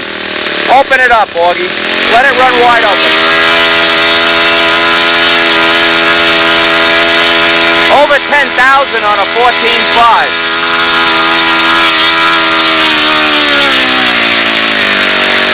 There's always the question of what to do while your 4-cycle is breaking in.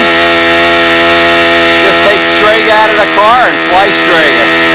Mike's back there flying while I'm over here breaking in the engines.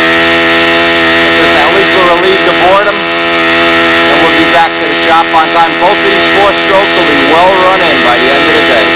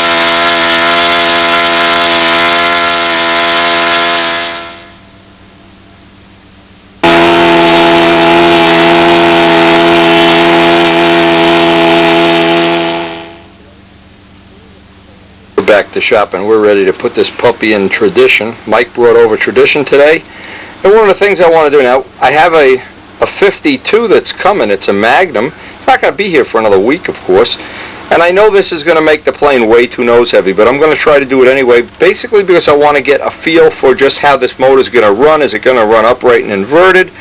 And I know the plane is going to be extremely nose heavy, but I don't want to cut the nose because I want to in turn put the 52 in the plane, see how that balances, and then if I have to, cut some of the nose away. So this is more or less going to be a temporary test to get some quality time on the engine in the air. Now we've got just under a gallon through this already, and it's probably got 2 hours. We had it running all day while Mike was flying, so we'll find out. It should be ready in the plane. I also want to find out, one of the things is once it's inverted, what is that going to do to the starting? Easy or worse? Are we going to need an electric starter? Will it start by hand? All things we still have to learn, but we're well on the way to learning them. Now I have to tell you, it seems like there's an unending interest in 4-strokes. Almost everybody I've been speaking to lately has had some good experience with 4-strokes, whether they be small or large. Check this plane out. This is absolutely one of the cutest ones. I have cutest. It's not cute, it's not the right word. It's an A26. It belongs to Walt Brownell. It has a 70.5-inch span. And of course it's an A26 it has 2 4-strokes. 2 OS52 4-strokes, which is the motor we're going to have later on this, well, I hope later on this week. These people, it's a Magnum, but an OS and a Magnum are really the same motor. Again, we're going to find out more. Look at this plane. Has flaps. Boy, that should be a real contender at the next Nats. Walt, of course, with his Paddy Wagstaff. Walt has vast 4-stroke experience. And Walt, I hope you're going to turn us on to some tips as to how this works. We were having fun today at the field. One of the guys, Augie Buffalano, that's a scale guy, was trying to adjust the idle for me, and I said, what do I care about the idle? As long as it runs wide open. I don't care if they don't have an idle. Beside the point, though. Four-stroke mania has taken over. We've even gotten Joe Adamusco interested in putting a four-stroke in one of his Spitfires. Now this model has flaps, Bombay doors, simulated fire retardant, throttle controls, uses 2 servos, handle built by Bill Young, and he goes into detail about all the way. Now this is electronic stuff that works for the scale models. Walt, I have to tell you, this is one. He's guessing it weighs 7.5 pounds. I think it's going to have that sound, that aircraft sound. We really look forward to seeing this, and maybe even getting some video of it flying. Walt Brownell. Okay, here's our candidate for a transplant. Needless to say, this plane started its life in 86, 87 as a test plane for my really, at that point in time, what I was trying to do is make a really quiet Super Tiger 60 exhaust. Mike Kajeski has had it for the last 2 or 3 years. Don DeTavio had it. A lot of people have had it. It flies extremely well. It is in the high 70s with a Tiger 60. I suspect with the 4-stroke it's going to be pushing 80 ounces. But it's a Pattern Master Cardinal thick wing. I'll make sure the hinge lines are taped. And I know when I retrofit this, it's going to be nose heavy. I'm not even going to pretend it's not going to be nose heavy. But what it's going to tell me is, when I'm done, just how much shorter I can make the nose to maintain this balance point. So it'll be a good learning tool. And as all test planes are, when you learn from them, and when you get information that's valuable for the future. Now in the future, keep thinking about that Typhoon. That Typhoon would probably have a nose half the length of this, but be totally scale with that big spinner. Again, so let me gut out the Tiger 60 stuff. Well, let's see if the motor fits. If it doesn't fit, we'll wait for the 52. Things shouldn't be a problem, as we have plenty of room behind the tank box here. Actually, there's no cowling on this plane. And we may even, if we really want to take this to the next level, we can put a set of carbon gear on, maybe knock an ounce off. But like I said, this plane flew well in the mid to high 70s with Tiger 60s. I don't suspect another couple ounces is going to kill it, but it will be a good test plane. Number one, it usually needs a little bit of nose weight to be trimmed out right, and that's the important thing. And any plane that would be a candidate here, a perfect candidate would be a plane with a thick wing, preferably a big wing that's a little bit tail heavy. Probably be an excellent candidate for a 52, and maybe a candidate for that 70. I'm thinking about that 70.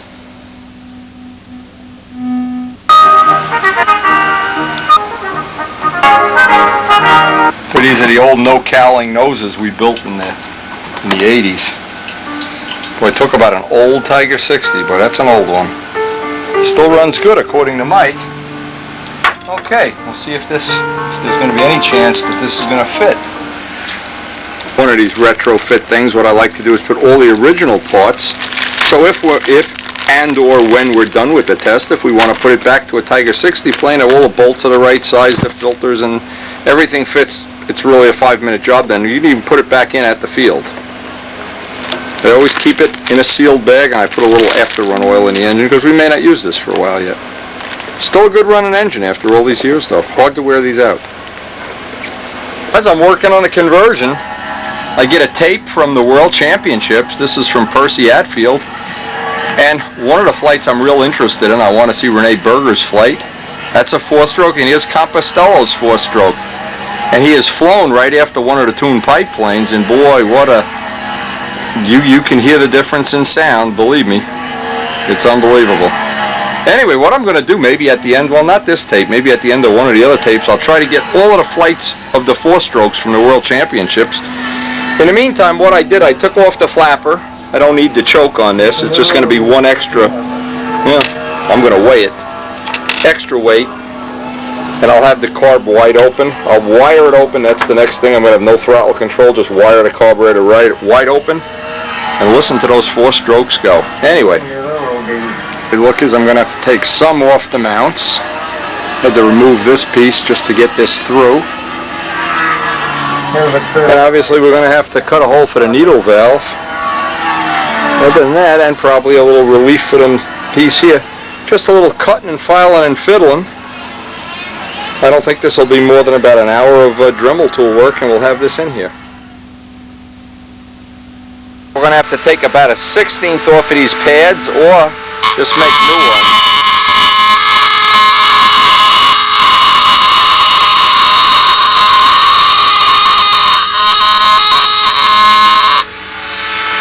Trick is to just take some magic marker and put it at key spots on the motor.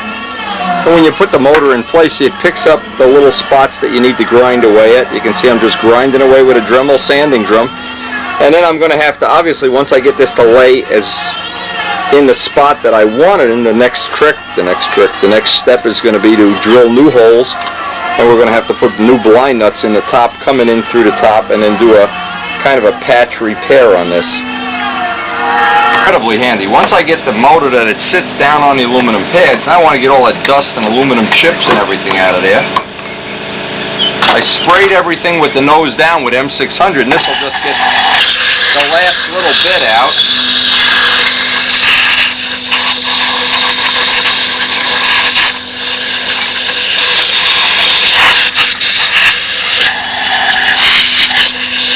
Or not, the holes are exactly what a Super Tiger 60 would be, but they're further apart this way. So the first thing I'm going to try to do, using a Dremel tool, just take, well, I'll plug all these openings up, just try to take enough material out. It may not even have to drill new holes, just by shrinking those holes closer to the case, and it looks like there's plenty of material in the case. We may really luck out here. But what that would restrict me from doing is moving the motor further back, but for right now, for an initial day of testing, this would be fine. And what I could do at some future time is move the motor back. That's how much material had to be removed. And of course cleaning it with M600 and the air hose, get it right back. And now it's basically, you drop right into the old Super Tiger 60 holes.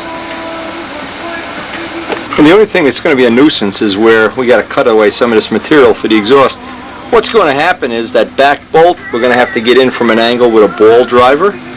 But other than that, and the fact that there's no Venturi here, of course, now I'm trying to see what's going to be involved, and boy, are we lucky. You know, we already have a hole in the fuselage to reach in and choke it.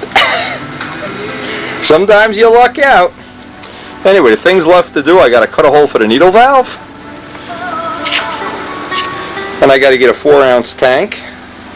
I took the 6-ounce tank out, get a 4-ounce tank in. I think the rest of it is going to be pretty much cut and dry. It's in there, and it's good and nose heavy.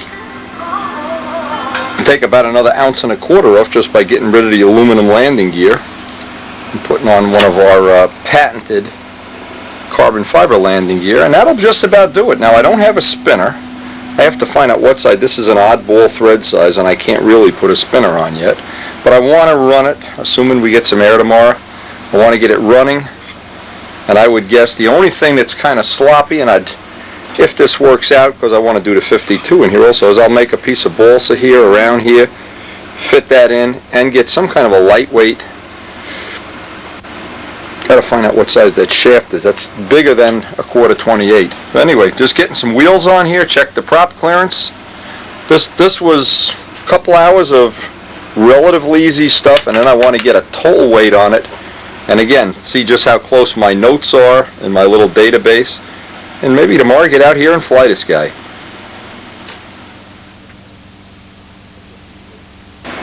Now the all-up weight installed without the spinner, and we don't have a spinner, but with the weight from the carbon fiber gear removed, is 4 pounds 10 minus 4 pounds 6, right at 70 ounces. Not totally objectionable, but when I did the vertical CG check, it really is bottom heavy too. So another thing I need to keep in mind is when designing a plane for a 4-stroke, the engine needs to be, well, actually higher when the plane is sitting on its feet. And with the carbon gear, without the carbon gear, I guess it would have been an ounce and a half heavier, but we're right at 70 ounces. This should be for a 70 and a 70-ounce plane. That should be a good test next time we get to fly. Now it looks like we have a really, really hot day, a little breezy, very hot, and looking to go into the 90s today for a test day.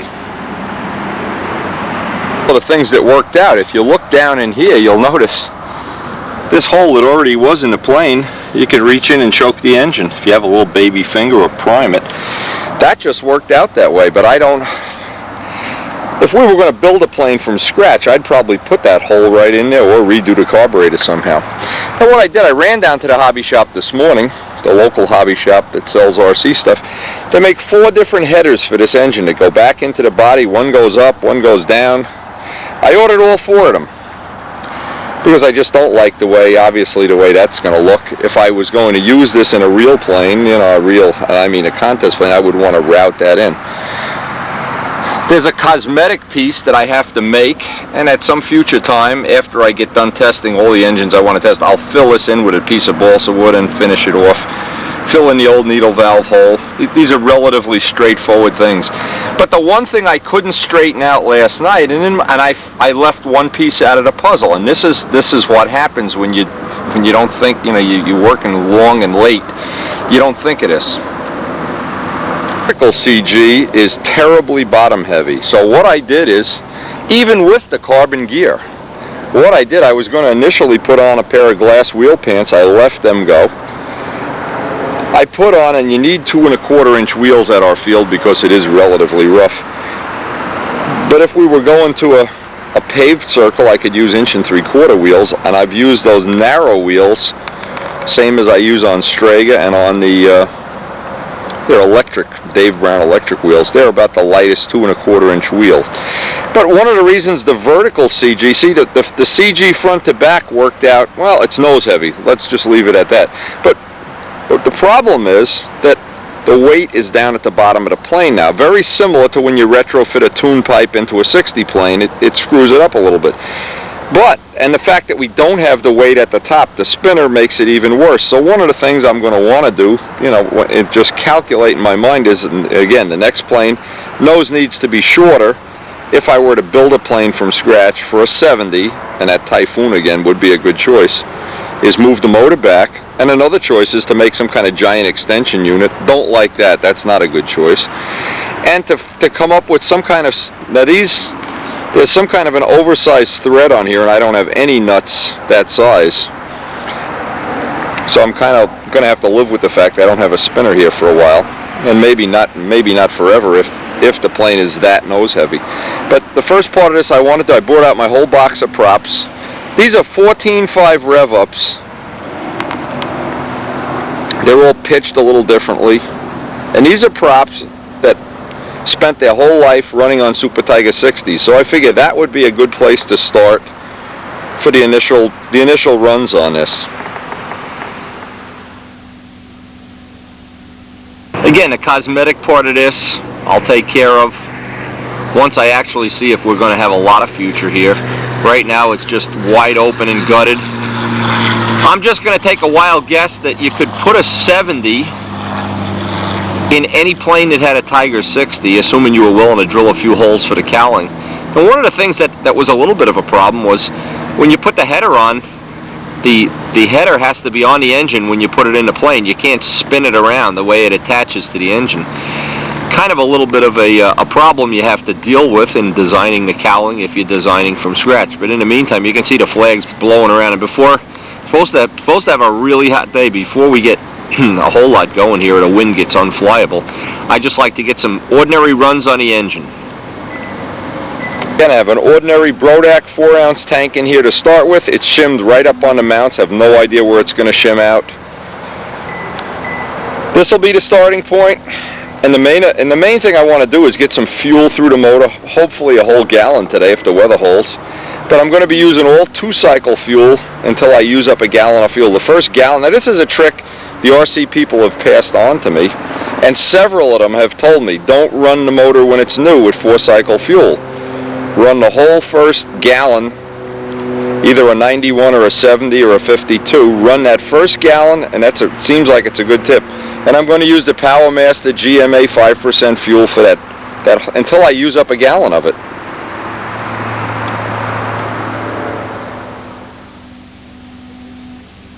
With the 4-ounce tank, I want to start recording run times at various needle settings, and the biggest thing is to make up the prop. Now, the funny thing is when the motor was on a bench, it didn't seem like it changed more than 100 or 2 RPM with the needle. It really wanted to change with the throttle setting. So again, I have the throttle wired wide open. I'm not going to be able to change the throttle. But one idea that Rich Peabody had, and I kind of agree with it, is to leave the needle set in a position where the motor's running at the right mixture and just change the RPM with the throttle. We could make a little gizmo like that. That's one possibility. The other possibility is just to leave the motor running wide open and make up a set of props with more pitch or less pitch. Again, we've got a lot of choices. We're going to start on what I hope is going to be a positive development program. I hope everybody that's interested in 4-strokes will get on Bob Zambelli's email mail-out list so we can exchange tips, and already 40 or 50 really good tips have come in that way from all over the world. And on the chat room on the website.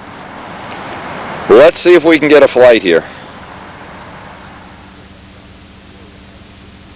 After the first flight, 2 things. It ran real fast, and of course that prop is really a Tiger 60. We may need a little less pitch, or we could close the throttle some. It ran the right amount of time, but the tank is way out of shim. So the first job here is to shim the tank before we can get any real runs on it. Anything you're doing new, even if you were doing a Fox 35 or a Tiger 60 or whatever, you really, the first thing is you got to get the tank shimmed correctly. And I knew as soon as I did a lazy 8, it was wrong. But what I did, I started at the mounts. I'll work my way up off the mounts, an 1/8 inch at a time until I get it real close. Surprisingly little oil on a plane, even with this muffler, and this is not the one we want to ultimately use. It's a 1 paper towel wipe off, but we'll ultimately have that out of the way. What do you think, Brian? It's a pretty strong motor, huh? Surprisingly strong. Maybe too strong. I never mind. In fact, I kind of enjoy is when we start doing development work like this. Oh, this double nut deal is a killer. Oh. Anyway, that's a safety thing. I wanted to show that. It keeps the prop from flying off and taking your head off. I better get the right wrench here. Anyway, I need to invest in a set of good... These are all metric screws, aren't they? Metric threads? Oil and that RC fuel, man. See, another thing, now there's 2 things I learned right away. You never take this piece off unnecessarily. There's a little keyway in there, and I dropped it on a rug at home. If I drop it in the grass here, the day is over. Got to make sure I don't do that. Got the carburetor wired wide open, and what I could do if I really wanted to, I could just start shutting this carburetor a little. I have to come up with some kind of a gizmo to adjust the carburetor. I can see that's coming anyway. Bolts were all tight, nothing loosened up. I guess the gut feeling I've gotten from this is that there's a bottomless pit of torque here that I'm not used to having. Certainly, oh, and the little vent, I should have put the little piece of tubing on the vent so it got some oil inside the fuselage here. We could run that vent somewhere outside the plane, maybe down back by the exhaust. And we got to come up with the genuine starting routine here. I'm not happy with, I'm new to all this, and I need to come up with how many drops of prime, how many this and that or whatever. Anyway, tank shim is the first job. About 2 things of the tank height relative to this, and if we ever move this, could we instead of shimming the tank, for instance, just move this carburetor? That's information we hope we're going to get off the website pretty soon, because a lot of people remove the carburetor and just make their own little, which we may do just as an experiment here before this test program's over. Anyway, we'll start with an 1/8 inch shim and work our way up. It's very easy to change this, especially now that this piece is totally broken away in my clumsiness here. So I'm going to make once this is all done, it's easier to keep that out of the way and then make a cosmetic piece for that if we're going to use this. Well, after 2 flights, what we learned is that the tank really has to be shimmed way off the mounts to use the stock carburetor. So we've got it up. I'm going to put another 1/8 of an inch. It was closer than the last flight, but it sure isn't equal. But obviously, any motor, any new plane, anything shimming the tank is just one of the trim. We're going to pull this apart again. In the course of today, what we learned more than anything else is just how off-center, because of where the carburetor is, it isn't like a normal stunt ship. But this is something we're learning, and we're learning, I hope, be able to pass that information on to other people. In fact, I got to make some shims. The old shims are just too thick for this. The way the tank sits in here, and I have the tank sitting further back, I really ought to try to get the tank further forward, but I wanted to get the nose weight all the way back. That was the objective. Looks like that may not work out, but tank position is going to wind up being one of the tricks of getting these engines to run right. I can see that. Beat up as this plane is, it is serving our purposes. The whole objective here, if the tank is now shimmed as high into the plane as it'll go, and if I can't get the run to be the way I want it, the next thing I'm going to have to do is move the tank further and further forward. But the reason I didn't do that before is because I didn't want to have the nose weight. We're dealing with relative, even without the spin, it's relatively nose heavy, but it's flyable, and what it's allowing us is to get some flights on the engine. It'll be apparent that the tank has to be shimmed, in this case, as far off the mounts as I can get it. Not sure how that's going to be on other motors. We're going to basically, we can do a couple more things here. The next thing I want to do is see if I can get the tank closer up to the back of the motor. That'll be the next thing. Got a really good first day of testing. We're going to try to get out there and test tomorrow. Most significant thing is that the tank position has to be very high, very close to the motor. That's the next biggest thing. We need to figure out exactly where that is. Also, Bob Zambelli runs his without a muffler. We can try muffler on, muffler off, open up the muffler, shut the muffler. That's coming.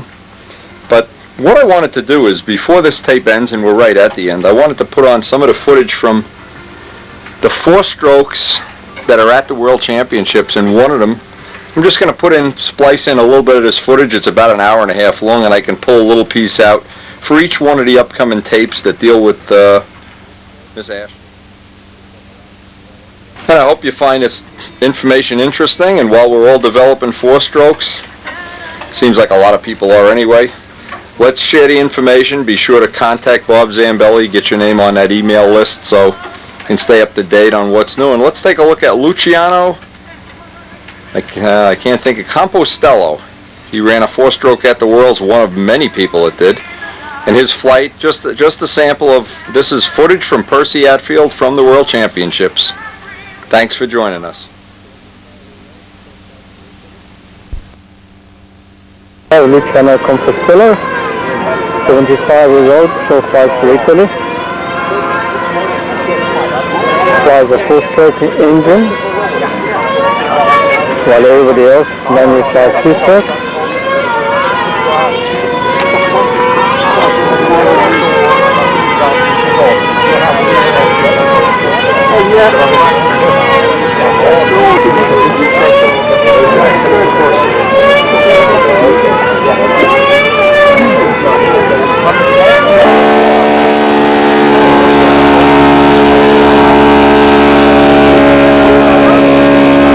Set the motor, and ready to go.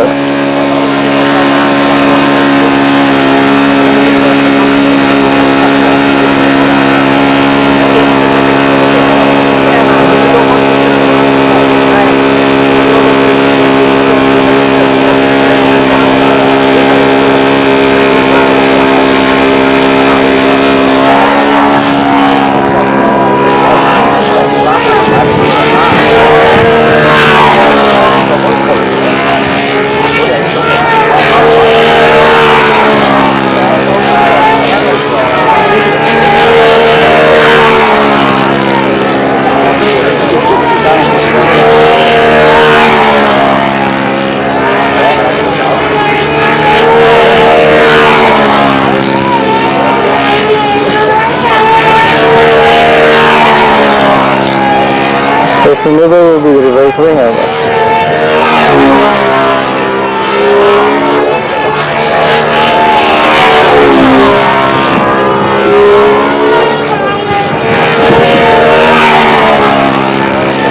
Next maneuver will be 2 inside moves. Check for accuracy of are in the same position, the same height of our ground level, pull out, comes out inverted.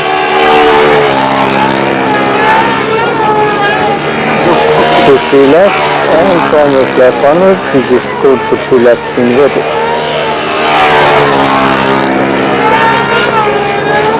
Accuracy of flying, height, steadiness, and just relax, and it goes to outside square, outside rounders. 2 outside rounders.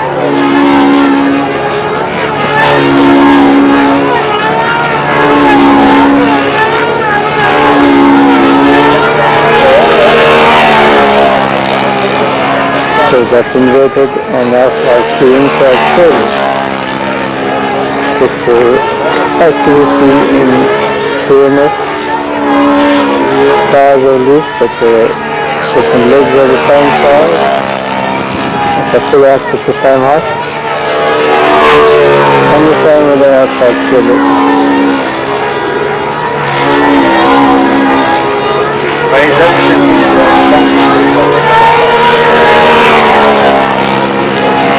We will now fly 2 triangle loops.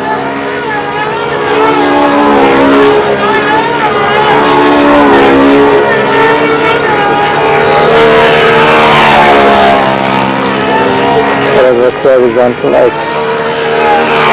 Just for the intersection of the horizontal 8, that's when you have pole. You miss that intersection quite a long way.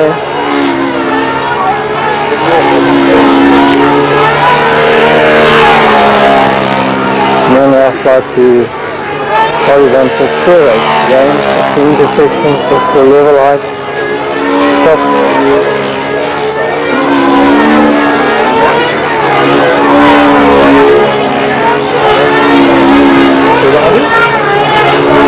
We have radio mask in the background. It's fairly easy to see the intersections and the accuracy of them, also for the judges, of course. And now we'll be to vertical 8.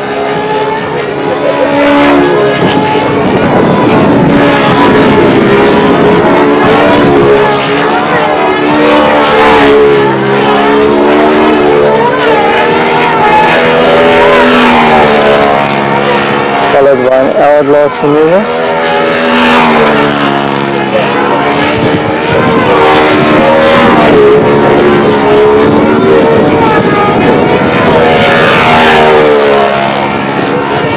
And the overhead 8. Main thing on the overhead 8 is that the outside point must be 45 degrees and the inside point must be 90 degrees.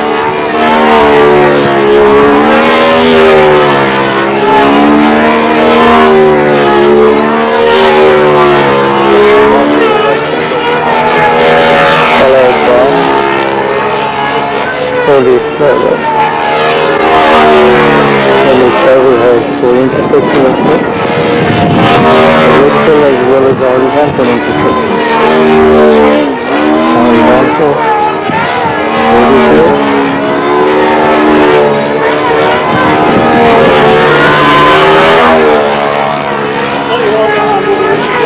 Now it's the orientation to step so that we can land.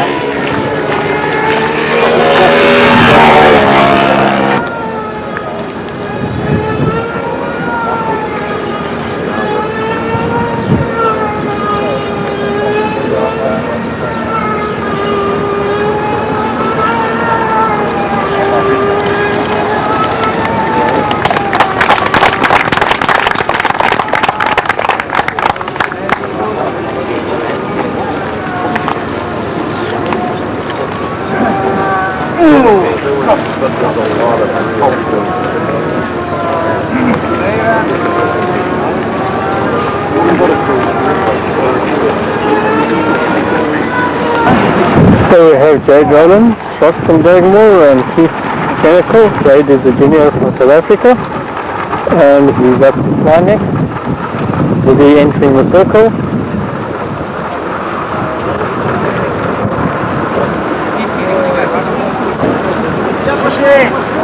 And there's Jade started and he's ready to go. Take off. And these are his level laps.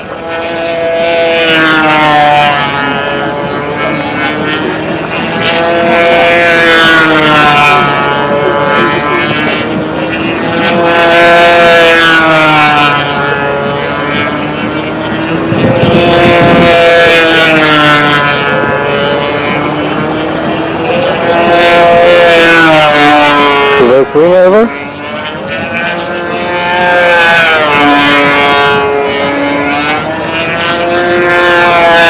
And we'll have 2 level laps in between and then 3 inside hill.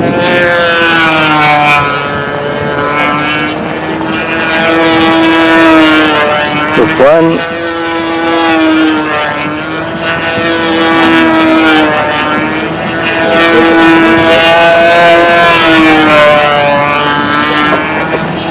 First lap is second lap that he's on now, and the next 2 laps will count for his inverted flight.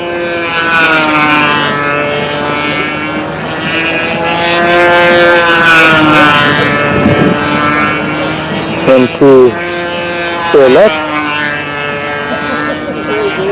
and we'll do the outside here again.